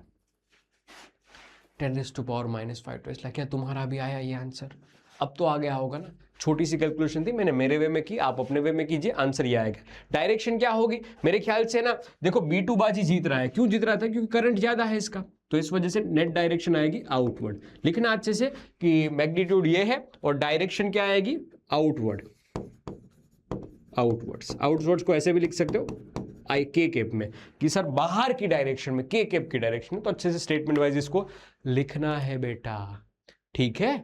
ओके, यहां तक की जो भी बात थी ना बेटा, वो एक अध्याय की थी सिर्फ, कि जहां पर मैग्नेटिक फील्ड फाइंड करने के लिए हम संघर्ष कर रहे थे कि एम्पियर सर्किटल लॉ पढ़ा, बायो-सावर्ट लॉ पढ़ा। अब बहुत आसान पार्ट है, थोड़ा विजुअलाइजेशन वाला पार्ट है, ठीक है? क्योंकि फोर्स की बात आती है और फोर्स निकालना में हम एक्सपर्टीज है, हमारी एक्सपर्टीज है, तो फोर्स निकालने वाली बात आ रही थी। अब देखना क्या है कि एक चार्ज पार्टिकल है, उस चार्ज पार्टिकल को हम मैग्नेटिक फील्ड में रखेंगे तो कितना फोर्स एक्सपीरियंस करेगा। इलेक्ट्रिक फील्ड वाली बात हमने पढ़ ली बेटा, पहले दोनों चैप्टर में पढ़ा है ना तुमने? नहीं पढ़ा तो बेटा कंसेप्ट का स्वाहा सीरीज में वो दोनों वीडियो 1-1 घंटे में कंप्लीट किए गए, देख लेना। हम बता रहे हैं कि अगर चार्ज पार्टिकल कोई v वेलोसिटी से मैग्नेटिक फील्ड में ट्रैवल कर रहा है, थीटा एंगल है वेलोसिटी और मैग्नेटिक फील्ड के बीच का, तब फोर्स कितना लगेगा? तो डायरेक्टली बताया जा रहा है कि force is equal to Q V cross P। अब क्रॉस प्रोडक्ट से आपको डायरेक्शन निकालनी आनी चाहिए, इसलिए मैं क्लास 11 में चिल्ला चिल्ला के तुम्हें बता रहा था कि बेटा क्रॉस प्रोडक्ट को इग्नोर मत करो, बहुत इंपॉर्टेंट है। तो तुम बस ये यूज करना कि कभी भी क्रॉस प्रोडक्ट है, पहले वाले की डायरेक्शन में उंगलियां, दूसरे वाले की डायरेक्शन में हाथ को कर्ल करेंगे, वेलोसिटी की डायरेक्शन में उंगलियां, मैग्नेटिक फील्ड की डायरेक्शन में ऐसे कर्ल करेंगे, ऐसे कर्ल करोगे, देखो ऐसे ऐसे ऐसे कर्ल करो तो अंगूठा आपको मैग्नेटिक फोर्स की डायरेक्शन दे देगा। इस बात को दिमाग में रखना है, ठीक है? ओके, डायरेक्शन निकालने के राइट हैंड थंब रूल का यूज करते हैं, वेलोसिटी की डायरेक्शन में उंगलियां, मैग्नेटिक फील्ड की डायरेक्शन में कर्ल किया, ठीक है? हमें मिलता है मैग्नेटिक फोर्स। इसके अलावा भी एक फोर्स होता है, मतलब एक ट्रिक होती है कि जो ऐसे ऐसे उंगलियों वाली होती है, बताना इसका क्या नाम था, बताना। लेकिन वो मतलब नहीं, अपन राइट हैंड थंब रूल का यूज करेंगे, वो ज्यादा सही रहेगा। Okay, Q V cross B, जैसे ही क्रॉस प्रोडक्ट को हटाएंगे साइन थीटा फॉर्म आ जाएगा, साइन थीटा वाले फॉर्म को हम स्केलर फॉर्म कहेंगे। ओके, अब 2-3 केस समझते हैं, देखो ध्यान से। अगर थीटा इज इक्वल टू 0 हो, कि वेलोसिटी भी मैग्नेटिक फील्ड की डायरेक्शन में ही है, मैग्नेटिक फील्ड की डायरेक्शन में ही है, तो सर साइन थीटा 0 हो जाएगा, साइन थीटा जैसे ही हुआ 0, मैग्नेटिक फोर्स 0 हो जाएगा। अगर थीटा 180 डिग्री हो तो, कि ये जो चार्ज पार्टिकल है ना वो मैग्नेटिक फील्ड से अपोजिट डायरेक्शन में भाग रहा है, ये रही उसकी वेलोसिटी, तब क्या होगा? सर थीटा 180 डिग्री पे भी साइन की वैल्यू 0 होती है, sine 0, that's why magnetic force is 0। वो जिस पाथ पे जा रहा है उस पाथ पे चला जाएगा, मैग्नेटिक फील्ड उसके ऊपर कोई भी फोर्स नहीं लगाएगा। Okay, over and out. हटा सावन की घटा, समझ में तो लिख बेटा स्वाहा। हटा सावन की घटा, खा खुजा पत्ती बुझा के सो जा निंटक। हाँ ठीक है, बढ़िया। अब एक शानदार केस बेटा, ये तुम्हारे दिमाग में छप गया ना तो मजा आ जाएगा, मजा आ जाएगा, मां कसम तुम मुझे याद रखोगे। देखना, मैग्नेटिक फील्ड अंदर घुसती हुई, मैग्नेटिक फील्ड अंदर घुसती हुई। तुम अभी ये मत सब मत देखो यार, तुम ये सब मत देखो यार, मत देखो, तुम ये सब मत देखो, तुम भूल जाओ, सब कुछ चीजें भूल जाओ। तुम्हें नहीं पता, कुछ भी नहीं पता, तुम अज्ञात हो बेटा, तुम्हें कुछ नहीं पता, तुम्हें कुछ पता ही नहीं बेटा कि ये क्या होता है, कैसे होता है, सब कुछ नहीं पता। तुम्हें बस ये पता है कि यहाँ पर मैग्नेटिक फील्ड है, वो इनवर्ट डायरेक्शन में खत्म, इसके अलावा तुम्हें कोई भी चीज पता नहीं है। बस मैग्नेटिक फील्ड है, और कुछ तुम्हें पता नहीं है। मैग्नेटिक फील्ड यूनिफॉर्म है, ये चीज दिमाग में रखना। मैग्नेटिक फील्ड कैसी है? यूनिफॉर्म है। ये मैग्नेटिक फील्ड कैसी है? यूनिफॉर्म है। बस इतना पता है, इसके अलावा तुम्हें कुछ भी बेटा पता नहीं है। तुम अज्ञात हो, तुम अंगूठा छापो, तुम्हें कुछ भी पता नहीं है। ठीक है, खत्म बात। ओके, इसका मतलब छोड़ दोगे क्या पढ़ना? यहां पर ध्यान देना। देखो ये है ना, कुछ वेलोसिटी से आगे पीछे भाग रहा है, मतलब मैग्नेटिक फील्ड अंदर की डायरेक्शन में है। ठीक है सर, मैग्नेटिक फील्ड अंदर की डायरेक्शन में। ये कुछ नीचे आ रहा है, ध्यान से सुनना। इसकी वेलोसिटी कुछ नीचे है। मैं कोई अलग कलर से लेता हूं, चलो ये कलर अच्छा रहेगा। इसकी कुछ वेलोसिटी इस डायरेक्शन में। हम v क्रॉस b करते हैं। v क्रॉस b के अनुसार फोर्स लग रहा है इसके ऊपर राइट हैंड साइड पे। यही होता है ना बेटा? हाँ, क्या किया क्या किया क्या किया क्या? वेलोसिटी की डायरेक्शन में उंगलियां रखी, मैग्नेटिक फील्ड डायरेक्शन में कर्ल किया ऐसे, अंगूठा राइट वर्ड साइड, तो ऐसे। तो ये जाना चाहता है नीचे, लेकिन एक फोर्स है जो इसको राइट साइड बुला रहा है। ये जाना चाहता है नीचे, लेकिन एक फोर्स है जो इसको इस साइड बुला रहा है। तो होगा क्या? होगा सर कि ये कुछ ऐसे बीच में से निकल जाएगा, ऐसे बीच में से निकल जाएगा। ठीक है, अब इसकी वेलोसिटी कौन सी डायरेक्शन में हो जाएगी सर? अब इसकी वेलोसिटी हो जाएगी ऐसे, इस डायरेक्शन में, इस डायरेक्शन में। ठीक है, जाना था जापान पहुंच जाएगा, पाकिस्तान वाली स्टोरी हो जाएगी इसके साथ। अब वेलोसिटी राइटवर्ड डायरेक्शन में, मैग्नेटिक फील्ड अंदर की डायरेक्शन में, अंगूठा ऊपर की तरफ, फोर्स मिला ऊपर की तरफ। अभी भी सेम बेटा है, ये जाना चाहता है ऐसे, लेकिन इसको कोई लेके चला जाएगा ऊपर। ऊपर नहीं ले पाएगा, लेकिन बीच में कहीं पे लेके छोड़ देगा इसके साथ, कुछ गलत गलत करके। ठीक है, ये ऐसे गया, ऐसे गया। ठीक है, अब वही चार्ज पार्टिकल है वापस। क्या इसकी वेलोसिटी अब ऊपर की डायरेक्शन में से हो जाएगी? वेलोसिटी ऊपर की डायरेक्शन में, मैग्नेटिक फोर्स से कर्ल करो, देखो बेटा डायरेक्शन क्या मिलेगी? डायरेक्शन कुछ मिली ऐसे, डायरेक्शन कुछ मिली, मैग्नेटिक फोर्स की डायरेक्शन मिली कुछ ऐसे। ये रही मैग्नेटिक फोर्स। अब जाना था जापान पहुंच जाएगा, पाकिस्तान वाली स्टोरी होगी। ये बीच में से कहीं ऐसे निकलेगा, डिंग डिंग डिंग डिंग डिंग डिंग डिंग डिंग डिंग, यहां कहीं पहुंचा। क्या इसकी वेलोसिटी लेफ्ट डायरेक्शन में हो जाएगी? अब हाँ, लेफ्ट डायरेक्शन में। अब मैग्नेटिक फील्ड की डायरेक्शन से कर्ल कीजिए, मैग्नेटिक वेलोसिटी की डायरेक्शन में उंगलियां, मैग्नेटिक फील्ड की डायरेक्शन में कर्ल करोगे, अंगूठा नीचे की तरफ मेरे लाल, अंगूठा नीचे की तरफ, कचक, या नीचे की तरफ। ये मैग्नेटिक फोर्स। वापस जाना था जापान पहुंच जाएगा, पाकिस्तान वाली स्टोरी से ये पूरा सर्कल कंप्लीट करेगा। इसको सर्कुलर मोशन कहेंगे, यूनिफॉर्म सर्कुलर मोशन करेगी, क्योंकि यहां पर जो फील्ड लग रही है बेटा वो यूनिफॉर्म है, जिसकी वजह से जो फोर्स आ रहा है वो भी कांस्टेंट है, वो भी यूनिफॉर्म, कांस्टेंट नहीं बोलते, यूनिफॉर्म बोल सकते हैं ऐसे, कि एक तरीके से फोर्स की डायरेक्शन भी चेंज हो रही है, एक्सेलरेशन भी चेंज हो रहा है, क्योंकि दोनों की डायरेक्शन चेंज हो रही है। लेकिन यही तो पढ़ते थे कि अगर यूनिफॉर्म सर्कुलर मोशन हो तो उसमें एक्सेलरेशन चेंज होगा, लेकिन एक्सेलरेशन की मैग्नीट्यूड चेंज नहीं होगा। यहां पर भी बेटा स्पीड फिक्स्ड है, मैग्नेटिक फील्ड की वैल्यू फिक्स्ड है, तो एक तरीके से ये भी दोस्त यूनिफॉर्म एक्सेलरेशन को प्रोवाइड करने वाला फोर्स ही बनेगा, जिसको हम सेंट्रीपिटल फोर्स के नाम से जानते थे। हाँ यार, तो एक तरीके से जब वेलोसिटी और मैग्नेटिक फील्ड एक दूसरे से परपेंडिकुलर हो तो उस केस में ये फोर्स सेंट्रीपिटल फोर्स का रोल प्ले करता है। That force is known as a centripetal force. And sir इसका मैग्नीट्यूड QVB के इक्वल होगा, सेंट्रीपिटल फोर्स mv²r होगा। यहां से कुछ कुछ चीजें हमें मिलती जाएगी। याद रखना हमेशा ये फोर्स टुवर्ड्स द सेंटर लगता है। देखो ये कभी भी वेलोसिटी का मैग्नीट्यूड चेंज नहीं कर रहा है, इस वजह से बोल रहे हैं कि भाई ये इसकी वजह से कोई भी वर्क डन, देखो इसने वेलोसिटी का मैग्नीट्यूड कोई चेंज किया नहीं सर, बस उसकी डायरेक्शन को पलट दिया, बस इसकी डायरेक्शन को पलट दिया। और जैसे डायरेक्शन को पलटा, ऐसे परपेंडिकुलर है डायरेक्शन में, तो यहां हल्का सा ds होगा, छोटा सा डिस्प्लेसमेंट। तो आप कभी भी देखोगे फोर्स और ds के बीच में हमेशा एंगल है बेटा, वो 90 डिग्री का ही बन रहा है। तो आप वर्क डन लिखोगे ना, छोटा work done f ds cos theta, theta is equal to 90, तो cos 90 की value 0, that's why work done is 0। तो ये कभी भी कोई वर्क डन नहीं कर रहा है इसमें, बस इसको घुमा रहा है। नेट वर्क डन इसके लिए 0 है, नेट वर्क डन इसके लिए 0 है। ये फोर्स कुछ काम नहीं कर रहा है, बस क्या कर रहा है, डायरेक्शन को चेंज करता जा रहा है। खत्म। ठीक है, ये बस सर्कुलर पाथ में घुमाता जा रहा है, यूनिफॉर्म सर्कुलर पाथ में घुमाता जा रहा है। अब इसके भी कुछ कुछ फॉर्मूलेस बनते हैं, जैसे हमने QAB को mv² से इक्वल किया, रेडियस का फॉर्मूला मिल गया mb/qb, जिससे भरपूर सवाल आता है, भरपूर सवाल बेटा। गिनने के लिए मैं अभी कितने, मतलब तुम अभी मान लो कि 2 घंटे तक इस पे क्वेश्चन कर सकते हो, उतने क्वेश्चन पूछे जाते हैं बस एक छोटे से फॉर्मूले से, mb/qb।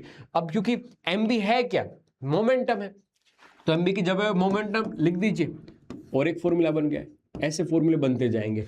मोमेंटम बेटा, momentum kinetic energy is equal to 1/2 mv², ये 2 से मल्टीप्लाई किया, m से मल्टीप्लाई किया, m से डिवाइड किया तो m²v² यानी p² हो जाएगा। p का फॉर्मूला बन गया वापस अंडर रूट में 2m k यानी काइनेटिक एनर्जी, अगेन लिख दीजिए यहां पर काइनेटिक एनर्जी वाला फॉर्मूला। इसलिए तो बताऊं बेटा 2 घंटे तक इस पे क्वेश्चन हो सकते हैं। अंडर रूट में 2m k/qb। काइनेटिक एनर्जी का और एक फॉर्मूला लिख सकते हो, kinetic energy is equal to q into potential difference, ये लिख दिया q इंटू पोटेंशियल डिफरेंस, और एक फॉर्मूला बन गया। टाइम पीरियड और फ्रीक्वेंसी निकालनी है, पूरा distance 2πr divide by velocity लिख लीजिए, 2πr, r यानी रेडियस, रेडियस का फॉर्मूला लिख दीजिए, हमें टाइम पीरियड मिल जाएगा। एक इंटरेस्टिंग बात है कि टाइम पीरियड है ना, वो डिपेंड नहीं करता है वेलोसिटी पे, not depend on velocity, not depend on v, ये वेलोसिटी पे डिपेंड नहीं करता, सीधा 2πm डिवाइड बाय qb, खत्म। ये मैग्नेटिक फील्ड पे डिपेंड करता है, मास के ऊपर डिपेंड करता है, चार्ज पार्टिकल का मास के ऊपर डिपेंड करता है, खत्म बात, नहीं डिपेंड ही नहीं कर रहा है। हाँ, फ्रीक्वेंसी निकल रही हो तो 1 टाइम पीरियड कर देंगे।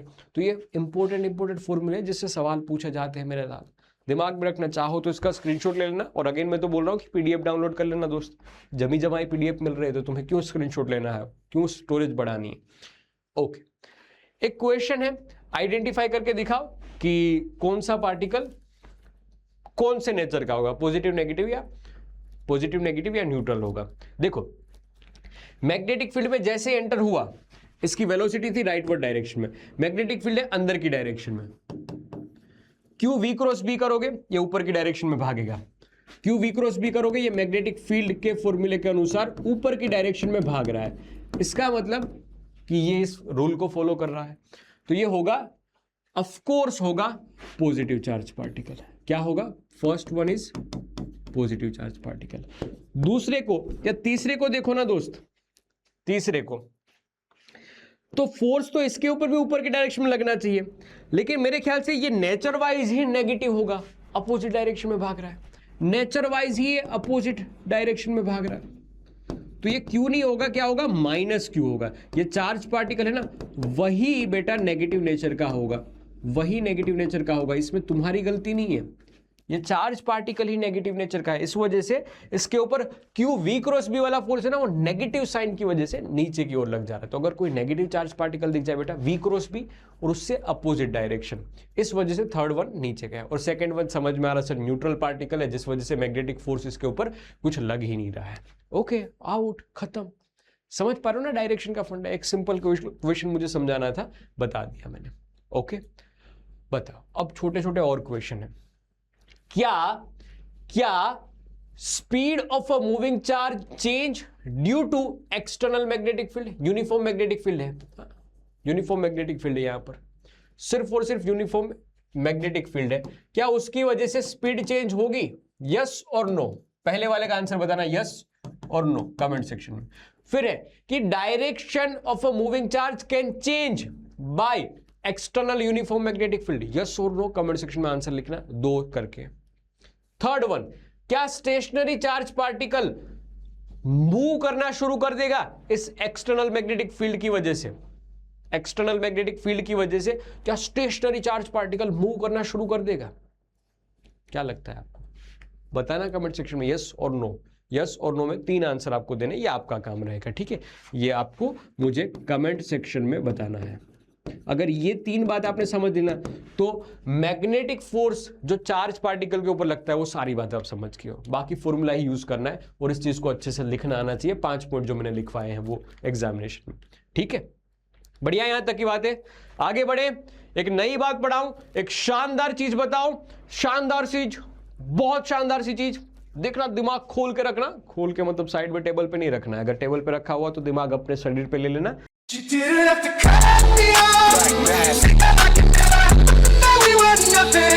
अभी अच्छा कंसेप्ट पढ़ने वाले हैं और अच्छा कंसेप्ट पढ़ने वाले हैं, देखना है क्या यहां पर है कि अगर थीटा 0 डिग्री भी ना हो जिसमें मैग्नेटिक फोर्स 0 था, 180 डिग्री भी ना हो जिसमें भी मैग्नेटिक फोर्स 0 था, और 90 डिग्री भी ना हो कि जिसमें एक सर्कुलर मोशन बना रहा था, जिसमें एक यूनिफॉर्म सर्कुलर मोशन बन रहा था, वो भी ना हो, वो किसी एंगल पे हो, किसी एंगल पे हो। ये चार्ज पार्टिकल है ना बेटा, वो किसी एंगल पे है, इसकी वेलोसिटी किसी एंगल पे है।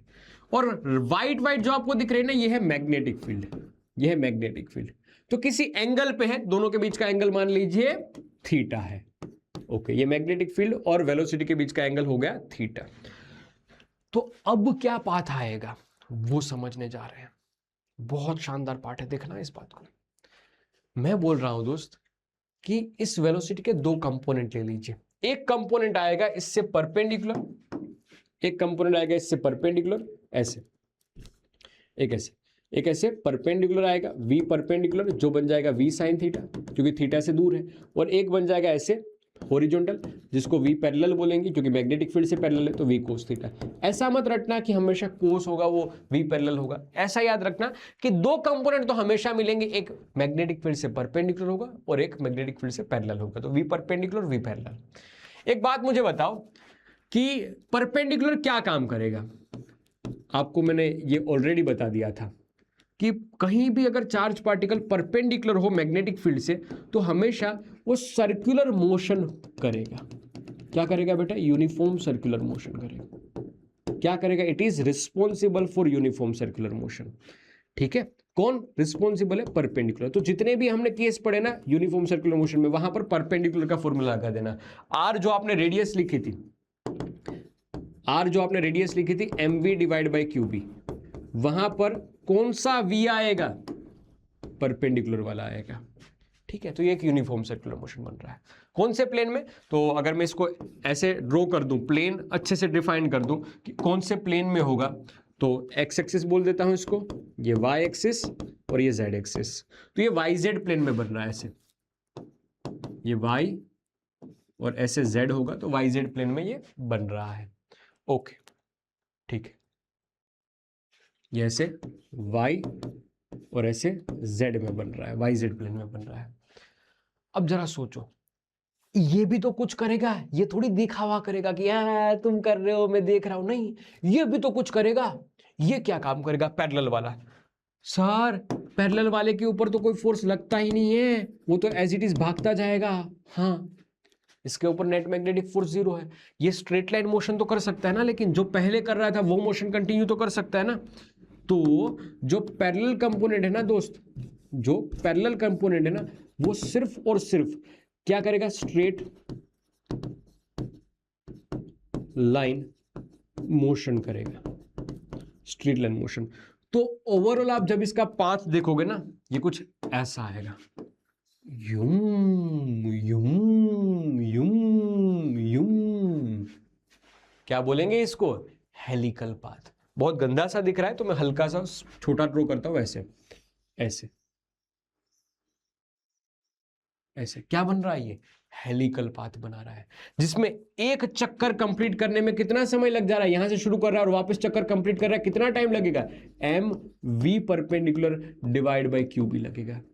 जब एक चक्कर कंप्लीट करके वो कुछ आगे बढ़ जा रहा है, दूसरा सर्कल बना रहा है, उन दोनों के बीच की दूरी को क्या कहते हैं सर? इन दोनों के बीच की दूरी को पिच कहा करते हैं। पिच पिच पिच, क्या बोलेंगे? पिच। इस पिच का फॉर्मूला क्या है? देखो कितनी स्पीड के साथ वो आगे बढ़ रहा है, v पैरेलल के साथ आगे बढ़ रहा है। तो v पैरेलल कितने टाइम ड्यूरेशन में? एक टाइम ड्यूरेशन में कुछ इतना चल रहा है, it is multiply with the time. v parallel, ठीक है, ये लिख लिया, और इनटू करके टाइम पीरियड। तो डायरेक्ट फॉर्मूला बनेगा m v perpendicular v parallel, pitch यानी डिस्टेंस ही हुआ ना, distance is equal to speed into time. हाँ ठीक है, perpendicular into v parallel divide by Q B. लीजिए बेटा, पिच का फॉर्मूला बन गया। बेटा ये सबसे कॉम्प्लिकेटेड टॉपिक है आज के पूरे चैप्टर का। मतलब ये पूरे चैप्टर का अगर कोई कॉम्प्लिकेटेड टॉपिक है, कॉम्प्लिकेटेड कंसेप्ट है, तो वो ये है। और अगर आपको एक बारी में समझ में आ गया बेटा, तो जजंतरम ममंतरम जरूर लिखना कमेंट सेक्शन में। बढ़िया, यहां तक की बात शॉर्ट समझ पा रहे हो आप? आगे बढ़े, कहानी को आगे बढ़ाते हैं। बहुत हो गई इलेक्ट्रिक, बहुत हो गई मैग्नेटिक फील्ड की बातें। बहुत कर ली बातें हमने मैग्नेटिक फील्ड की। अब हम कुछ नई बात करते हैं, तुम्हारे मेरे जीवन की बात करते हैं। तुम्हारी पुरानी यादें मेरी पुरानी यादें कहीं पे मैच कर रही है तो हम उसकी बात करते हैं। कब तक इस मैग्नेटिक फील्ड की बात करेंगे दोस्त? तुम्हारी और मेरी साथ में कोई याद होगी ना, हम उस याद को दोहराते हैं। आपके साथ तो नहीं है सर मेरी कोई याद। अरे बेटा इलेक्ट्रिक फील्ड पढ़ा था ना हमने साथ में, इलेक्ट्रिक फील्ड, हम उसकी बात कर रहे हैं। तुम्हें क्या लगा था? इलेक्ट्रिक फील्ड की बात कर रहा था मैं। तो इलेक्ट्रिक फील्ड और मैग्नेटिक फील्ड दोनों प्रेजेंट है। इलेक्ट्रिक फील्ड वाली बात तो हमें पता है सर कि अगर इलेक्ट्रिक फील्ड है तो उसके ऊपर लगने वाला फोर्स होता है Q इंटू ई। बस यही थी पुरानी याद, और अभी आधे घंटे पहले की याद है, यानी कि मैग्नेटिक फील्ड की याद है। QV क्रॉस भी होता है, QV क्रॉस भी होता है। तो अगर कोई ऐसी फील्ड सजा दे कि जिसमें इलेक्ट्रिक फील्ड भी हो मैग्नेटिक फील्ड भी हो, हाँ, रेखा भी और सुषमा भी हो, दोनों हो, तो दोनों की वजह से फोर्स लगता है जिसको वेक्टर एडिशन किया जाता है Fe plus FM QE plus QV cross B, और इसके नेट फोर्स को लॉरेंट्स फोर्स कहा जाता है। खत्म बात, लॉरेंट्स फोर्स कहा जाता है। दोनों में से Q कॉमन निकाल लीजिए तो फॉर्मूला बन जाएगा। बस यही, खत्म खत्म खत्म। बढ़िया, यहां तक की बात। अब इसमें एक स्पेशल केस है, जो स्पेशल केस पूछा जाता है, ये लॉरेंट्स फोर्स नहीं पूछा जाता, स्पेशल केस पूछा जाता है। ये स्पेशल केस के अनुसार अगर ध्यान से देखना, एक चार्ज पार्टिकल है, चलो ऐसे लिखता हूं, एक चार्ज पार्टिकल है, ये रहा वो चार्ज पार्टिकल, प्लस मान रहे हैं, अगर नेगेटिव मानेंगे तो अपोजिट डायरेक्शन हो जाएगी हर किसी की। तो ये v वेलोसिटी से आगे भाग रहा है, इसके ऊपर एक इलेक्ट्रिक फील्ड हमने सजा दी। ये रही अपनी प्यारी सी ग्रीनरी वाली इलेक्ट्रिक फील्ड, ये रही इलेक्ट्रिक फील्ड, ये इलेक्ट्रिक फील्ड। इस इलेक्ट्रिक फील्ड की वजह से फोर्स लगेगा, कुछ लगेगा सर। ओके, हमने साथ साथ मैग्नेटिक फील्ड भी सजा दी, और ये मैग्नेटिक फील्ड है ना, वो आउटवर्ड है, आउटवर्ड मैग्नेटिक फील्ड भी सजा दी। और भाई फील्डिंग सेट कर दी आपने तो सर, ठीक है। देखो तो इलेक्ट्रिक फील्ड, मैग्नेटिक फील्ड और वेलोसिटी तीनों आपस में परपेंडिकुलर है। हाँ sir, electric field, magnetic field और वेलोसिटी, और ये कौन था? ग्रीन वाली इलेक्ट्रिक फील्ड। ये तीनों देखो तो ये आपस में परपेंडिकुलर है, तीनों आपस में परपेंडिकुलर है, ठीक है। इलेक्ट्रिक फील्ड की वजह से लगने वाला फोर्स क्या अपवर्ड डायरेक्शन में आएगा? ध्यान से देख के मुझे बताओ, क्या अपवर्ड डायरेक्शन में आएगा? हाँ sir, Q into e, electric force Fe।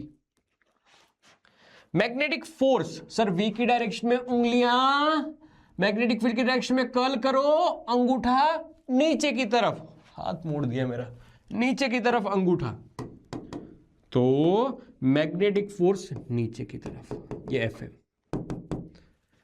अब अगर बेटा कॉमन सेंस वाली बात है कि अगर Fe बड़ा हुआ, Fe बड़ा हुआ, तो ये पार्टिकल को ऊपर खींच के ले जाएगा।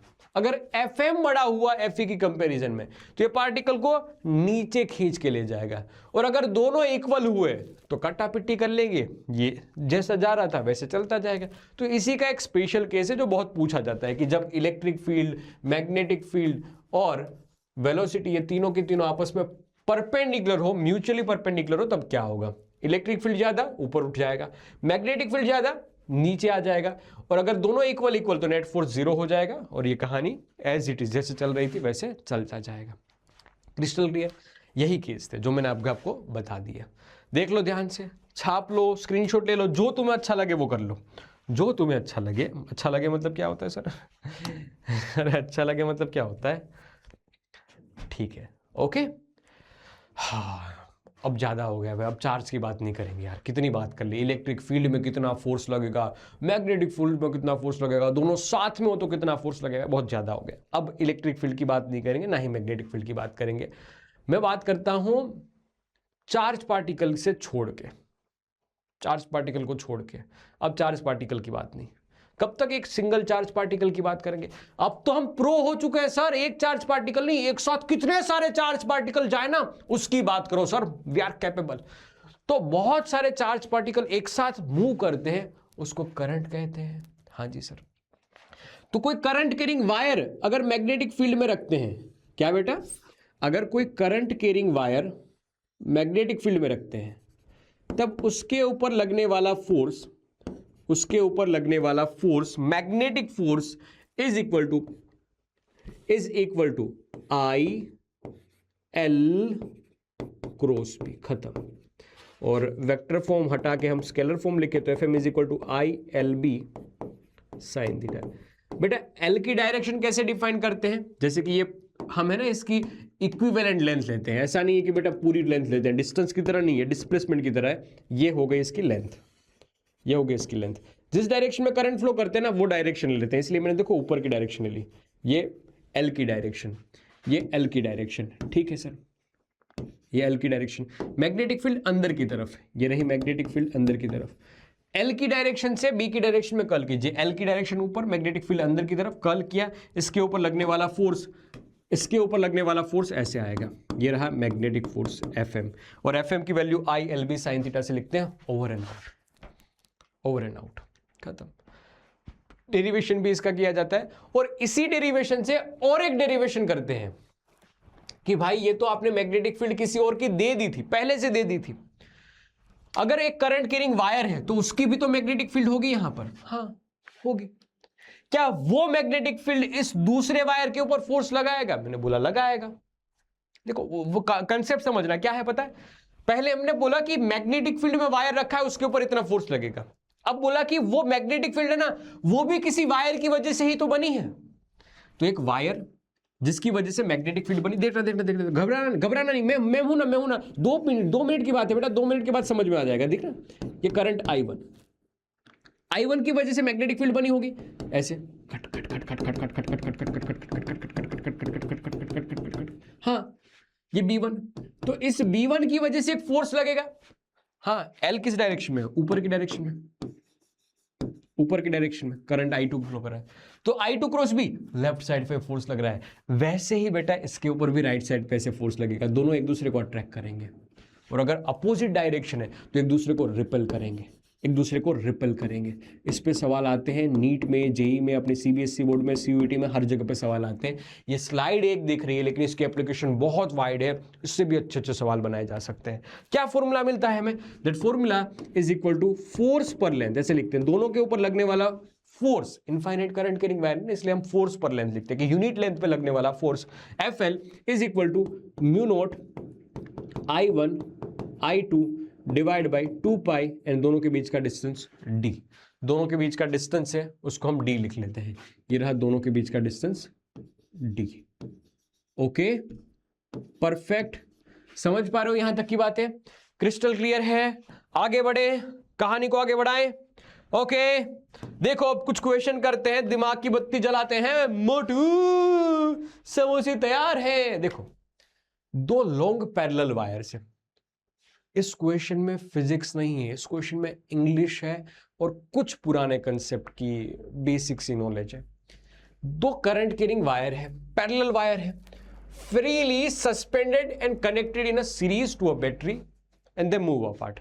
मतलब देखो, डायग्राम अच्छे से ड्रॉ करो। ये 2 पैरेलल वायर है, चलो ऐसे 2 पैरेलल वायर, डिंग डिंग, इन दोनों को सीरीज में ज्वाइन करना, मतलब कि ऐसे ज्वाइन कर दो, डिंग डिंग। ओके, ये दोनों एक दूसरे से दूर भागेंगे, मूव अपार्ट। इन्होंने बोला, मैंने नहीं बोला बेटा, मूव अपार्ट। ये दोनों एक दूसरे से दूर भागेंगे। अब कितनी सच्चाई कितना झूठ कैसे पता चलेगा? सर, बैटरी में से करंट फ्लो करवाइए, किया करंट फ्लो, क्या ये करंट वापस लौट के इसमें आएगा? आएगा सर, क्यों नहीं आएगा?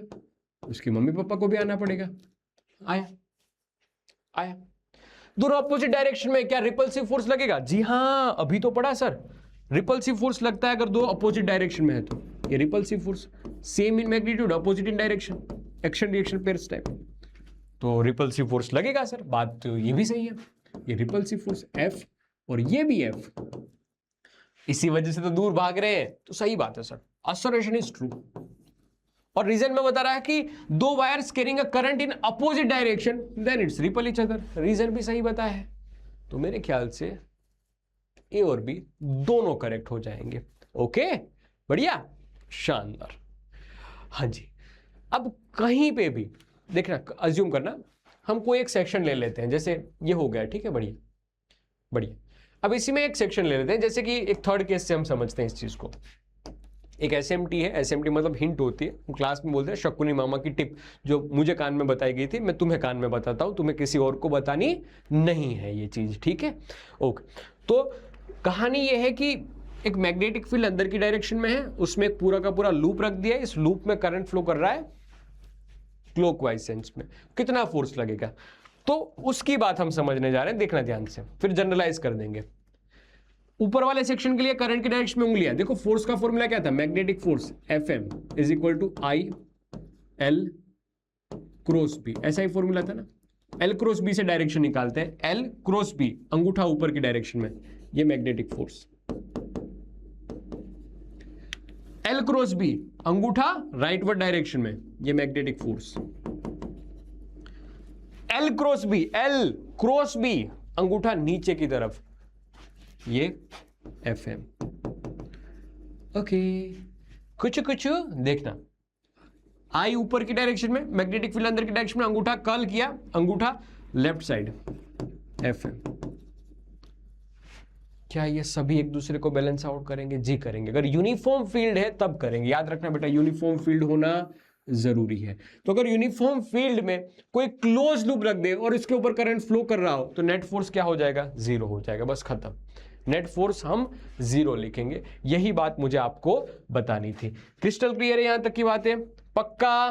बढ़िया, आगे बढ़े। तो यहां पर 2 अध्याय कंप्लीट हो चुके हैं बेटा। आपने मैग्नेटिक फील्ड के बारे में पढ़ लिया, आपने मैग्नेटिक फोर्स के बारे में पढ़ लिया, बहुत अच्छी तरीके से पढ़ लिया बेटा। अब हम बात करने जा रहे हैं तीसरा अध्याय, यानी गैल्वेनोमीटर। ये, जी हां, ये गैल्वेनोमीटर के बारे में हम पढ़ने जा रहे हैं। लेकिन एक छोटा सा बीच में एक टॉपिक आता है, एक कंसेप्ट आता है जिसको बोलते हैं मैग्नेटिक डाइपोल। मैग्नेटिक डाइपोल और उसके ऊपर लगने वाला फोर्स।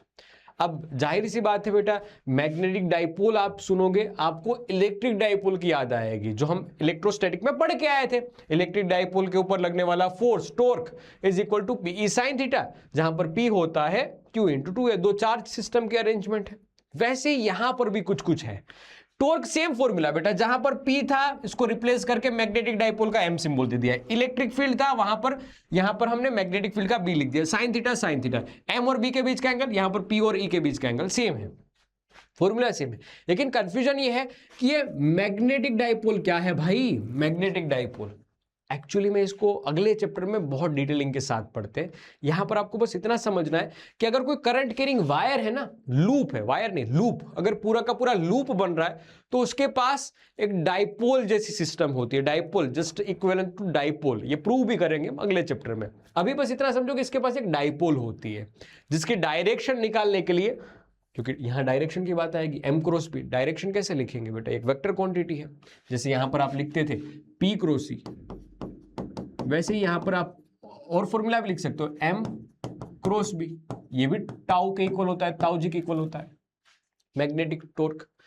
तो वेक्टर क्वांटिटी, डायरेक्शन कैसे निकालेंगे?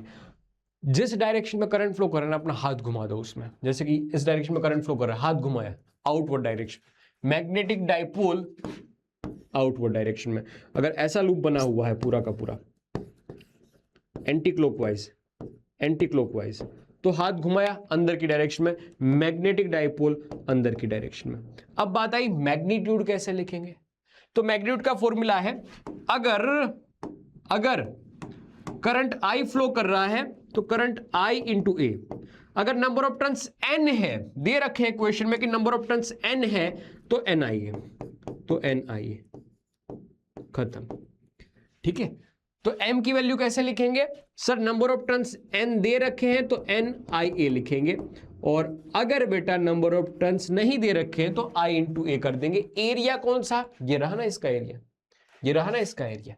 ठीक है, इसमें भी करंट की डायरेक्शन में उंगलियां घुमाई ऊपर की ओर, करंट की डायरेक्शन में उंगलियां घुमाई नीचे की तरफ, हमने ऐसे निकाल दिया डायरेक्शन। परफेक्ट, बढ़िया। अब मैग्नेटिक डाइपोल और मैग्नेटिक फील्ड दोनों के बीच का एंगल थीटा, तो साइन थीटा का फॉर्म लिखा जाएगा। बढ़िया है, दिमाग में बातें बैठ रही है क्या? Sure, perfect, okay. अब अगर मैं कुछ ऐसी सिस्टम बना दूं दोस्त, सुनना इस बात को, अगर मैं कुछ ऐसी सिस्टम बना दूं कि जिसके अंदर एक कोइल है, जिसके अंदर एक कोइल है, सुनना इस बात को, जिसके अंदर एक कोइल है, ठीक है, इसमें जब भी करंट फ्लो करेगा it's behaving like a magnetic dipole, yes. और हमने आसपास मैग्नेट सजा दिए, क्या कर दिया? आसपास मैग्नेट सजा दिया। ये मान लीजिए एक बड़ा मैग्नेट N, ये मान लीजिए एक बड़ा मैग्नेट S। हाँ, तो हमने मैग्नेटिक फील्ड ऐसे रेडियल फॉर्म में सजा दी। इसको कोई एक्सटर्नल सर्किट के साथ ज्वाइन करेंगे बेटा, करंट फ्लो करेगा, करंट फ्लो करेगा तो करंट कैरिंग लूप बन जाएगा। अगर करंट कैरिंग लूप बन जाएगा दोस्त, तो इसके अंदर एक टॉर्क जनरेट होगा क्योंकि ये मैग्नेटिक फील्ड में रखा हुआ है। तो ये क्या है, डिफ्लेक्शन शो करेगा। करेगा कि नहीं करेगा? करेगा। बेसिक अरेंजमेंट समझ ले, बाद में समझ ले डिटेल में, ठीक है, करेगा सर। तो कितना करेगा वो आइडेंटिफाई करने के लिए हमने इसके साथ क्या लगा दिए, एक स्केल लगा दी बेटा, एक स्केल लगा दी, 1 2 3 4 5 6 7 8 9 10 ऐसे करके स्केल लगा दी। जितना ज्यादा करंट उतना ज्यादा डिफ्लेक्शन। हाँ, ये आइडेंटिफाई भी कर सकते हैं स्केल से। तो ऐसी ही कुछ अरेंजमेंट होती है गैल्वेनोमीटर की, मूविंग कोयल गैल्वेनोमीटर इसको कहा जाता है। ये मूविंग कोयल गैल्वेनोमीटर या डीसी गैल्वेनोमीटर भी हम इसको बोलते हैं। अरेंजमेंट क्या है समझेंगे धीरे धीरे, पहले डेफिनेशन पढ़ लेते हैं कि moving coil galvanometer is a sensitive device, sensitive instrument है। किस काम के लिए यूज किए जाते हैं, डिटेक्ट किए जाते हैं to detect small electric current, किस में से करंट फ्लो कर रहा है, कितना फ्लो कर रहा है, बहुत छोटे अमाउंट का हो, बहुत सेंसिटिव डिवाइस में, तब इसका यूज किया जाता है। बहुत बढ़िया। दिखने में कुछ ऐसा होता है, ये भी देख लीजिए, ये भी देख लीजिए, कुछ कुछ गैल्वेनोमीटर ही है, ये एक्चुअल वाला गैल्वेनोमीटर है, लेकिन ये कोयल ऊपर नहीं दिखती, इसके अंदर होगी। अभी चेक करेंगे अगर आप बोलोगे तो कि अंदर क्या अरेंजमेंट होती है। खैर, इसकी ऊपर से देखो जाए पूरी की पूरी अरेंजमेंट, तो 2 बड़े बड़े मैग्नेट लगाए होते हैं। देखो ये एक्चुअल में इन्होंने लगा दिए ऐसे हैं, लेकिन ये ना सिलिंड्रिकल टाइप के लगाए हुए होते हैं, सिलिंड्रिकल टाइप के, ताकि मैग्नेटिक फील्ड है ना वो हमेशा 90 डिग्री का एंगल बनाए मैग्नेटिक डाइपोल से, मैग्नेटिक डाइपोल से। ओके सर, बढ़िया। कोयल है, कोयल के अंदर क्या रख दिया, एक वायर रैप्ट करके रख दिया है जिसको टॉर्सनल वायर कहा गया है। ये सॉफ्ट आयरन कोर रखा गया, टॉर्सनल वायर ऊपर है, टॉर्सनल वायर ऊपर है। ध्यान से देखना, यहां पर क्या किया, एक कोयल है, कोयल ऐसे दिखाई देगी आपको, ऐसे कोयल होगी, ठीक है। उस कोयल के अंदर सॉफ्ट आयरन कोर है और ऐसे रैप्ट कर दिया है। तो पूरी की पूरी कोयल की अरेंजमेंट बन जा रही है, और हमेशा इसकी मैग्नेटिक डाइपोल होगी, वो इस मैग्नेटिक फील्ड के साथ 90 डिग्री का एंगल बनाएगी। तो जैसे करंट फ्लो किया, इसके ऊपर एक फोर्स लग रहा है, टॉर्क लग रहा है, एम बी साइन थीटा। हमेशा ये एंगल कितना बन रहा है, m की वैल्यू ni है, हमेशा ये एंगल कितना बन रहा है, 90 डिग्री। ऐसी अरेंजमेंट की गई है क्योंकि सिलिंड्रिकल टाइप के जो लगाए गए ना बड़े बड़े मैग्नेट्स, वो इसी वजह से लगाए गए ताकि ये साइन 90 डिग्री बने। ऐसे पूरा ये भी एक रेफ्ट फॉर्म में, और वो भी सिलिंड्रिकल टाइप के, ऐसे ऐसे ऊपर से देखोगे ना तो ऐसी अरेंजमेंट होती है, ऐसे डिंग डिंग। तो रेडियल मैग्नेटिक फील्ड ये सजाएंगे, कैसी बनाएंगे, रेडियल मैग्नेटिक फील्ड बनाएंगे। याद रखना बेटा, ऐसे एक रेडियल मैग्नेटिक फील्ड बनाते हैं। ओके सर, जैसे रेडियल मैग्नेटिक फील्ड बनाई, साइन की वैल्यू 0 हो जाएगी, सॉरी साइन थीटा की वैल्यू 1 हो जाएगी। तो एन आई ए बी, क्या ये टॉर्क मिलेगा, जी हाँ। तो जैसे करंट फ्लो किया, इसके ऊपर एक मैग्नेटिक टॉर्क लगा, ये कुछ घूम गया, इसके अंदर की कोयल है वो थोड़ी सी घूम गई। जैसे कोयल घूमी बेटा, तो इसका रीडिंग चेंज हो जाएगा। एग्जांपल में ये 0 पे था, कोयल घूमी, ये 10 पे आ गया, इसका रीडिंग 10 पे आ गया, ये रीडिंग यहां पर 10 पे आ गया, ठीक है। 10 एम्पियर 10 माइक्रो एम्पियर ऐसा लिखा हुआ है, वहां पर आ गया। ये इसने डिफ्लेक्शन शो किया, इस डिफ्लेक्शन को हम 5 से रिप्रेजेंट करते हैं। बढ़िया, मतलब अब तक की बात सही थी। मैंने इसको किसी के साथ अटैच कर दिया, करंट फ्लो किया, इसके अंदर की सारी अरेंजमेंट है वो एक कोयल टाइप की होती है, मैग्नेटिक फील्ड में रखे हुए छोटे छोटे मैग्नेट्स लगे हुए होते हैं इस पे। तो ये डिफ्लेक्शन दिखा रहा है, वो हमें यहाँ पर मिल जाएगा 10 मिली एम्पियर ऐसे टाइप का। बढ़िया। अब तकलीफ क्या थी पता है, कि जैसे ही हमने एक्सटर्नल सर्किट से इसको हटा दिया, एक्सटर्नल सर्किट से इसको हटा दिया, ये वापस 10 पे अटक गया। अरे भाई साहब, अब स्कूल खत्म हो गई, वापस आ, बोल रहा है नहीं मैं नहीं आ सकता। क्यों? बोला अटक गया मैं तो उसको वापस लाने वाला कोई नहीं था। तो हमने लगा दी नीचे स्प्रिंग, हमने लगा दी नीचे स्प्रिंग, ठीक है। हमने नीचे स्प्रिंग लगा दी कि जैसे जैसे वो बेटा बढ़ेगा, स्प्रिंग के अंदर धीरे धीरे धीरे टॉर्क डेवलप होगा, रीस्टोरिंग टॉर्क डेवलप होगा, और जैसे ही करंट गायब हो जाएगा वापस अपनी पोजीशन पे आने के लिए खींच लेगा, ठीक है। किसी एक समय पे एक दूसरे को बैलेंस करते हैं, जिसको इक्विलिब्रियम की सिचुएशन कहते हैं। किसी एक समय पे ये टॉर्क जो मैग्नेटिक फील्ड के द्वारा ले जा रहा है वो इस तरफ खींच रहेगा, जो रीस्टोरिंग है वो उस तरफ खींचेगा, एक समय पे बैलेंस आउट करेंगे, और वही रीडिंग तो है 10 मिली एम्पियर। तो एक समय पे इक्विलिब्रियम की कंडीशन पे एक दूसरे को बैलेंस करेंगे। जैसे करंट फ्लो होना बंद कर देगा, या हमने बाहर निकाल दिया गैल्वेनोमीटर को उस कोयल से, उस सर्किट से, तो वापस 0 पे आ जाता है इस वजह से, ठीक है। 0 पे रीडिंग लाना जरूरी है, तभी तो दूसरी बार में हम यूज कर पाएंगे अच्छे से। बढ़िया। तो कंस्ट्रक्शन में है क्या, रेक्टेंगुलर कोयल है with an turns, strong radial magnet, मैंने बताया ना रेडियल मैग्नेट्स होंगे बेटा, भले यहाँ पर ड्रॉ किए गए हैं ये बड़े बड़े जाइंट टाइप के ऐसे मैग्नेट, बार मैग्नेट है, लेकिन ये एक्चुअल में रेडियल मैग्नेट होते हैं। सॉफ्ट आयरन की कोर होगी, स्प्रिंग लगाई गई है जिससे एक रिस्टोरिंग टॉर्क डेवलप किया जा सके, और पॉइंटर या स्केल लगाई जाएगी जिससे हम नोट कर सके कि रीडिंग कहां पर है। ठीक है, ये मैंने बातों बातों में ये सारी चीजें बता दी है, बस आपको अलग से लिख के दिया है कि ये चीज लिख के जानी है आपको। अगर कोई पूछे मूविंग कोइल गैल्वेनोमीटर के बारे में तो डेफिनेशन आनी चाहिए। इनमें से कोई भी डायग्राम जो आप ड्रॉ कर सकते हो, मैंने एक सिंपल सा ड्रॉ कर दिया, यू कैन यूज दिट। इसको थोड़ा अच्छा कर लेना, मैंने जल्दी जल्दी में ड्रॉ किया है। बाकी कंस्ट्रक्शन में ये सारे 1 2 3 4 5 और 5 की एक एक दो लाइन आपको लिखनी है, कोई आपके मार्क्स नहीं काटेगा, भरोसा रखना दोस्त। ठीक है, लेकिन अच्छे स्टेटमेंट लिखने हैं, ऐसा नहीं कि पहली लाइन तूने एक्टिव में लिख ली, दूसरी लाइन तूने पैसिव में लिख ली, ऐसा नहीं। मैग्नेट्स रेडियल टाइप की फील्ड पे प्रोड्यूस करेंगे, दूसरी लाइन तूने लिखी है रेडियल टाइप की मैग्नेटिक फील्ड ये मैग्नेट प्रोड्यूस करेंगे। ऐसे एक्टिव पैसिव में नहीं खेलना है बेटा, सही तरीके से स्टेटमेंट लिखना है। बढ़िया। वर्किंग प्रिंसिपल जो मैंने समझाया है एज इट इज है। मैग्नेटिक टॉर्क इसको घुमाने की कोशिश करेगा, वापस रिस्टोरिंग टॉर्क इसको बैलेंस करने की कोशिश करेगा, वापस लाने की कोशिश करेगा, किसी एक समय पे एक दूसरे को बैलेंस आउट करते हैं, जिसी को इक्विलिब्रियम की कंडीशन कहते हैं। और जो रिस्टोरिंग टॉर्क होता है ना, उसकी इक्वेशन हम लिखते हैं के थीटा या के5 लिख लेते हैं, 5 ज्यादा फैंसी लगता है तो ऐसे के5। ठीक है, के5 के क्या है, टॉर्सनल कांस्टेंट या स्प्रिंग कांस्टेंट भी आप मान सकते हो, स्प्रिंग कांस्टेंट है यहां पर।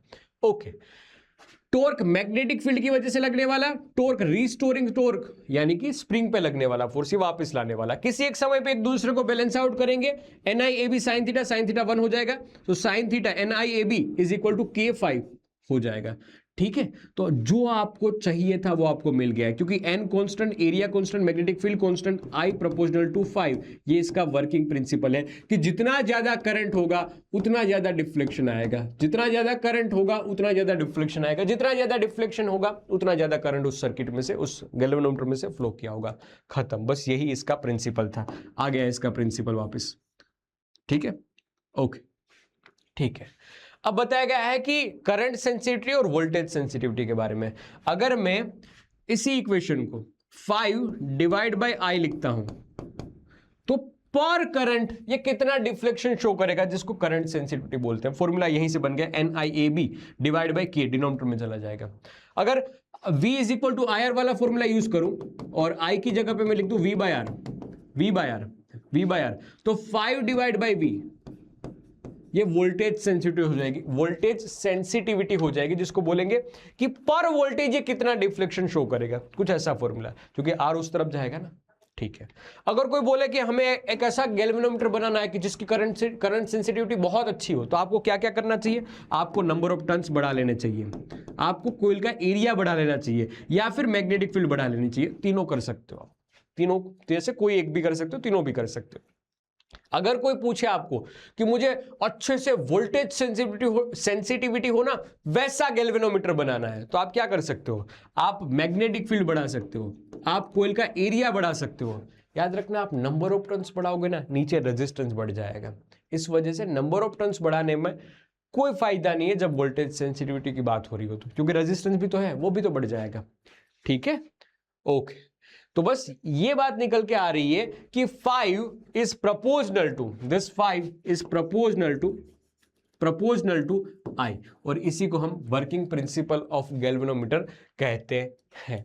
ठीक है, यहां तक की बात है, शॉर्ट पक्का समझ में आ रही ना। तो थियोरेटिकल पॉइंट ऑफ व्यू से पूछा जा सकता है मूविंग कोइल गैल्वेनोमीटर के बारे में। बाकी मैं आपको खोल के भी दिखा सकता हूं, मैंने हालांकि स्क्रू इसका निकाला हुआ है, आप ध्यान से देखोगे ना तो ये गैल्वेनोमीटर है, इसका पीछे का ढक्कन मैंने अब भी आपके सामने ही निकाला, स्क्रू निकाल के रखा था मैंने अभी। तो ये 2 वायर, ठीक है, ये कहाँ ज्वाइंट किए गए हैं, एक कोइल के साथ। इसके अंदर है कोइल, शायद आपको दिख रही हो, नहीं दिख रही हो, इसके अंदर कोइल दिख रही है, मुझे दिख रही है, शायद आपको दिख रही हो। अगर आप बोलोगे तो मैं इसके ऊपर अलग से एक शॉर्ट भी बना दूंगा। कमेंट सेक्शन में लिखना कि सर सही बताओ, क्या जो हम किताबों में पढ़ते हैं यहाँ पर भी ऊपर एक कोइल दिख रही है, वही होता है क्या एक्चुअल में ये मूविंग कोइल गैल्वेनोमीटर? तो मैं आपको एक शॉर्ट वीडियो फॉर्म में भी ये चीज बता दूंगा, लिखना कमेंट सेक्शन में। अभी अच्छे से नहीं दिख रहा है इसमें, खैर मैं इसकी फोटो साथ साथ अपलोड करवा दूंगा। और बात आती है देखना कि हमारे पास सिर्फ और सिर्फ गैल्वेनोमीटर है। क्या मैं इसको करंट नापने के लिए यूज कर सकता हूं? देखो, अगर छोटा करंट है तो ठीक है, अगर लार्ज अमाउंट का करंट होगा तो इसको मेजर नहीं कर सकते बेटा, ये इसका काम नहीं है, ये नहीं कर सकता, फिर जल जाएगा, फट जाएगा। क्योंकि अगर हाई लार्ज करंट इसमें से फ्लो करेगा तो बेटा इसकी कैपेसिटी खत्म हो जाएगी, क्योंकि ये छोटे करंट के लिए बना है, ये छोटे करंट के लिए बना हुआ है, तो ये फट जाएगा, नहीं काम चलेगा। तो हमें एक ऐसा एमीटर बनाना है कि जो अच्छे खासे करंट को भी मेजर कर सके। अब एक्चुअली जो एमीटर होता है ना बेटा, वो तो मेजर कर लेगा, उसके अंदर का जो रेजिस्टेंस होता है ना वो आइडियली जीरो होता है, ताकि मैक्सिमम करंट उसमें से फ्लो कर जाए, ये कोई एनर्जी लॉस ना करे। ठीक है, एमीटर की बात है, मतलब मैक्सिमम करंट उसमें से फ्लो कर जाए, ये कहीं एनर्जी मतलब कहीं करंट इधर उधर ना भागे, बस ये बात थी। तो हमारे पास गैल्वेनोमीटर है, एमीटर नहीं है, लेकिन हम बनाने की पूरी कोशिश कर रहे हैं, हम बनाने की पूरी कोशिश कर रहे हैं। तो वही सेम अरेंजमेंट है, आर, इसमें से फ्लो करने वाला करंट आई, ओके सर। और हमेशा याद रखना एमीटर है बेटा सीरीज में ज्वाइन किया जाता है, तो सीरीज में गैल्वेनोमीटर ज्वाइन करके देखते हैं क्या होगा। देखो, अगर डायरेक्टली ज्वाइन कर दूंगा गैल्वेनोमीटर तो ये फट जाएगा दोस्त। तो हम क्या करेंगे, इसके साथ पैरेलली एक दूसरा रेजिस्टेंस ज्वाइन कर लेंगे, ताकि मैक्सिमम करंट है वो यहां से पास हो जाए। मैक्सिमम करंट है वो, जैसे यहां तक करंट आया आई, ठीक है। अब करंट के पास दो रास्ते हैं, थोड़ा करंट है बेटा इसमें से पास होगा गैल्वेनोमीटर में से, बहुत छोटा, और शंट है ना जो इसके साथ ज्वाइन किया गया है पैरेलली, इसको शंट बोलते हैं, शंट जो पैरेलली ज्वाइन किया गया है, और इसका स्मॉल, बहुत बहुत वेरी स्मॉल रेजिस्टेंस है, वेरी स्मॉल रेजिस्टेंस।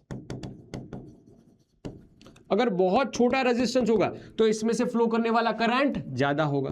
तो आई इन अ शंट इज वेरी, या ऐसा भी लिख सकता हूं, चलो आई शंट, आई एस, लेकिन ऐसा लिख लो ना यार दोस्त। देखो, मैं तुम्हें बोलता हूं कि जितने वेरिएबल कम हो सके उतना अच्छा है। तो पूरा करंट गया आई, तो ये आई माइनस आई जी होगा। तो आई माइनस आई जी यानी i s is very large as compare to i g. तो मैक्सिमम करंट है बेटा वो शंट में से निकला है, गैल्वेनोमीटर में बहुत कम करंट गया है, ताकि ये गैल्वेनोमीटर जले नहीं, क्योंकि गैल्वेनोमीटर बहुत बड़े करंट के लिए नहीं बना हुआ है। ओके, तो सही हो गया, बन गया, इसी को एमीटर बोलेंगे। ये जो ग्रीन ग्रीन वाली बात है ना, उसी को एमीटर बोलेंगे। और शंट कैसा होता है, बहुत छोटा रेजिस्टेंस होता है, बहुत छोटा रेजिस्टेंस होता है, और दोनों पैरेलल में है। तो अगर कोई पूछे कि हमारे वाले एमीटर का रेजिस्टेंस कितना है, दोनों पैरेलल है, तो गैल्वेनोमीटर का रेजिस्टेंस जी, शंट का रेजिस्टेंस एस, जी प्लस एस, खत्म। टेंस टू जीरो होगा, जीरो रियलिटी में नहीं होता बेटा, वो आइडियल केस है, आइडियल केस है, रियलिटी में नहीं होता। कोई पूछे कि हमें सर करंट की वैल्यू निकालनी है या जी की वैल्यू निकालनी है, तो क्या यूज करेंगे बेटा, कॉमन सेंस यूज करेंगे। ये दोनों क्या पैरेलल में है, हाँ जी सर ये दोनों पैरेलल में है। अगर ये दोनों पैरेलल में है तो we ji is equal to we S होगा, जी होगा, V ji is equal to we S होगा। क्या आप खटाक से ये नहीं लिख सकते हो कि करंट जो फ्लो कर रहा है वो इसमें i ji into g resistance, v is equal to i r वाला फॉर्मूला, वही इक्वल होगा शंट में से फ्लो करने वाले current i minus i ji into करके शंट यानी एस, बस खत्म। एक ही फॉर्मूला बेटा, इसमें कुछ ज्यादा फॉर्मूला नहीं बनाने के, आई की वैल्यू ये होगी, उसकी वैल्यू ये होगी, नहीं, कुछ नहीं बेटा। ये दोनों पैरेलल में है, हाँ, दोनों के अक्रॉस पोटेंशियल सेम होगा, जी हाँ, तो we ji is equal to we s, जी हाँ, i ji into g, v is equal to i r वाला फॉर्मूला, यहां पर भी v is equal to i r वाला फॉर्मूला, बस खत्म। बस यही एक याद रखना है, जब गैल्वेनोमीटर में से ए मीटर बनाने की कोई बात करे तब खत्म, वरना जो भी क्वेश्चन होंगे इसी के आसपास के होंगे, जो भी क्वेश्चन होंगे इसी के आसपास के होंगे। ठीक है, ठीक है, बढ़िया। 3 वेरिएबल है आपके पास, आई जी, जी और एस, डन। अब बात करते हैं जब गैल्वेनोमीटर में से वोल्ट मीटर बनाना हो, गैल्वेनोमीटर में से वोल्ट मीटर बनाना हो। देखो, आइडियली ये वोल्ट मीटर का रेजिस्टेंस बहुत हाई होता है, ताकि इसमें से कोई भी करंट फ्लो ना करे, क्योंकि ये ज्वाइन कैसे करते हैं, पैरेलली ज्वाइन किया जाता है। मैक्सिमम करंट उसी रेजिस्टेंस में जाएगा और ये वोल्टेज नाप लेगा, वोल्टेज नाप लेगा। आइडियली वोल्ट मीटर का रेजिस्टेंस इनफाइनाइट होता है।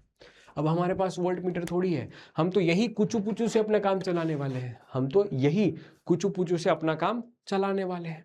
ठीक है सर, कैसे निकाल सकते हैं, वही जुगाड़ू दिमाग, शकुनी मामा वाला दिमाग। ये रेजिस्टेंस, ये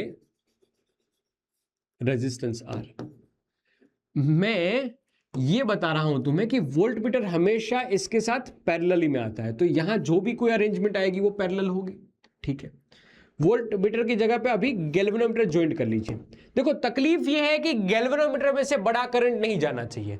अभी के हिसाब से अकेला गैल्वेनोमीटर होगा तो ज्यादा करंट जाएगा, फुस हो जाएगा, तो काम नहीं बनेगा, दाल नहीं गलेगी, सब्जी रोटी नहीं खाने को मिलेगी। अगर गैल्वेनोमीटर फट गया तो बेटा सैलरी भी कट जाएगी। तो हम क्या करें गैल्वेनोमीटर को बचाने के लिए? बचाना मतलब किससे? करंट से। तो सर कॉमन सेंस ये कहती है कि इसके साथ एक हाई रेजिस्टेंस का वायर, हाई रेजिस्टेंस ज्वाइन कर दीजिए, L large R large join कर दीजिए।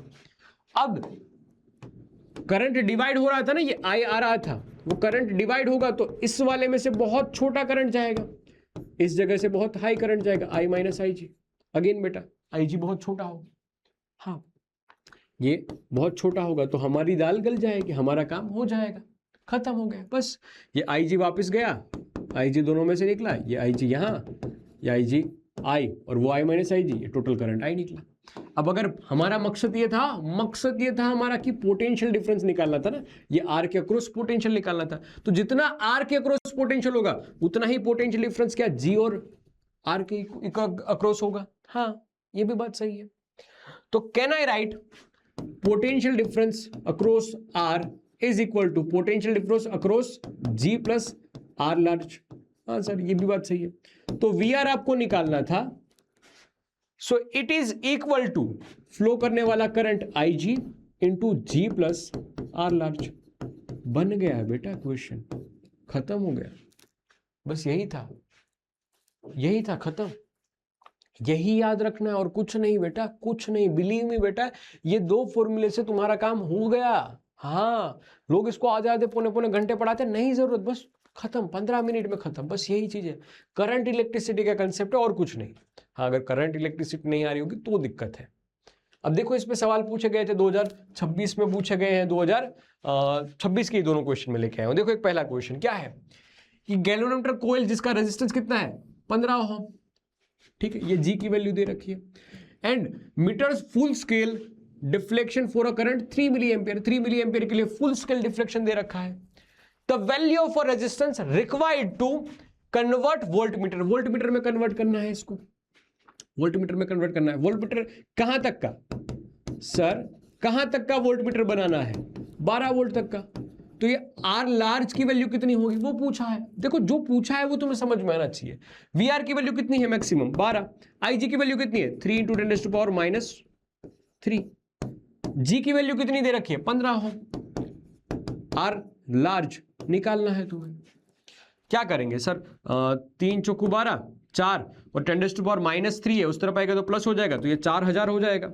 4000 15 प्लस आर एल, 15 निकालोगे इसमें से तो आर एल की वैल्यू आ जाएगी 3975, 75 ही हो गया, 85 होगी, 85 होगी मेरे ख्याल से, 85 होगी, 85 हो। कौन से ऑप्शन में दे रखा है? ये रहा ना बी, खत्म। बस क्या देखना है तुम्हें, ये दिमाग में छप जाना चाहिए, डायग्राम दिमाग में छप जाना चाहिए, क्रिस्टल क्लियर है बेटा, बाकी कुछ नहीं है इस क्वेश्चन, बाकी कुछ नहीं है इस कंसेप्ट में। ठीक है, एक दूसरा क्वेश्चन जो आपको मुझे कमेंट सेक्शन में बताना है, छोड़ के भागना मत दोस्त, ये आखिरी सवाल है इस सेशन का, ये आपको मुझे बताना है। कमेंट सेक्शन में इसका आंसर जरूर बताना दोस्त, स्क्रीनशॉट ले लेना, आंसर जरूर लिखना कमेंट सेक्शन में। ठीक है, तो यहीं तक बात थी मूविंग चार्जेस एंड मैग्नेटिज्म की। पूरा चैप्टर हमने पढ़ा है, one of the longest chapter आप बोल सकते हो इसको, कि इसमें बहुत सारे ढेर सारे कंसेप्ट थे और बहुत सारे कंसेप्ट एकदम नए नए नए कंसेप्ट थे, जिसको हमने अच्छी तरीके से पढ़ा है, बहुत बेहतरीन तरीके से पढ़ा है। ठीक है, आपको जो भी लगा हो इस वीडियो के बारे में आप कमेंट सेक्शन में जरूर लिखना, अपना प्यार जताना। अब मैं कुछ आपके ही दोस्तों से जो कमेंट्स में पढ़ पा रहा हूं, जो डीएम्स मुझे इंस्टाग्राम पे आ रहे हैं, मैं उनके बेसिस पे तुम्हें एक बात बताना चाहता हूं दोस्त। मैं जानता हूं तुम बहुत मेहनत कर रहे हो, तुम टाइम मैनेज नहीं कर पा रहे हो, ये भी मैं जानता हूं, क्योंकि इस एज में स्कूल भी जाना है, कोचिंग भी लेनी है, सेल्फ स्टडी भी करनी है, रिवीजन भी करना है, न्यूमेरिकल्स भी करने हैं, बहुत सारी चीजें हैं करने के लिए, लेकिन फिर भी समय 24 घंटे का ही है, तो इस टाइम ड्यूरेशन में कितना करें सर। तब शायद तुम्हें ऐसा लग रहा है कि सामने वाला समझ नहीं रहा है, मैं तुम्हारी भावनाओं को समझ रहा हूं, और तुम्हारा वो सवाल भी समझ रहा हूं कि सर कब वो समय आएगा जब हम बोलेंगे कि पेरेंट्स को कि देखो मेरा रिजल्ट अच्छा आ रहा है, अब मैं बहुत अच्छा कर रहा हूं, मेहनत पे कर रहा हूं, लेकिन वो रिजल्ट दिख नहीं रहा है, और मैं दिख नहीं रहा है तो मुझे डिमोटिवेशन हो रहा है, और ऐसा लग रहा है कि कब सर, कब कब। तो बेटा मेरी ये छोटी सी बात याद रखना, आरसीबी को 18 साल लगे थे आईपीएल ट्रॉफी जीतने में, मेसी को 17 साल, रोनाल्डो को 13 साल, इलोन मस्क को 26 साल लगे सक्सेसफुल होने में। तो not day one but one day, one day. इसलिए आज अपनी जी जान लगा दो, वो बहुत जल्द आएगा। वो जो डे वन है उसमें से वन डे बहुत जल्द आएगा। ठीक है, तो लगा दो अपनी जान, जितनी जोर लगा सकते हो उतनी जोर लगा दो। आखिरी साल है, दम लगा के काम करेंगे, 100 में से 100 पाएंगे। ठीक है, यहीं तक रखते हैं आज की बात, मिलेंगे अगली बार नई नई बातों के साथ। तब तक के लिए बेटा tata, bye bye, love you all.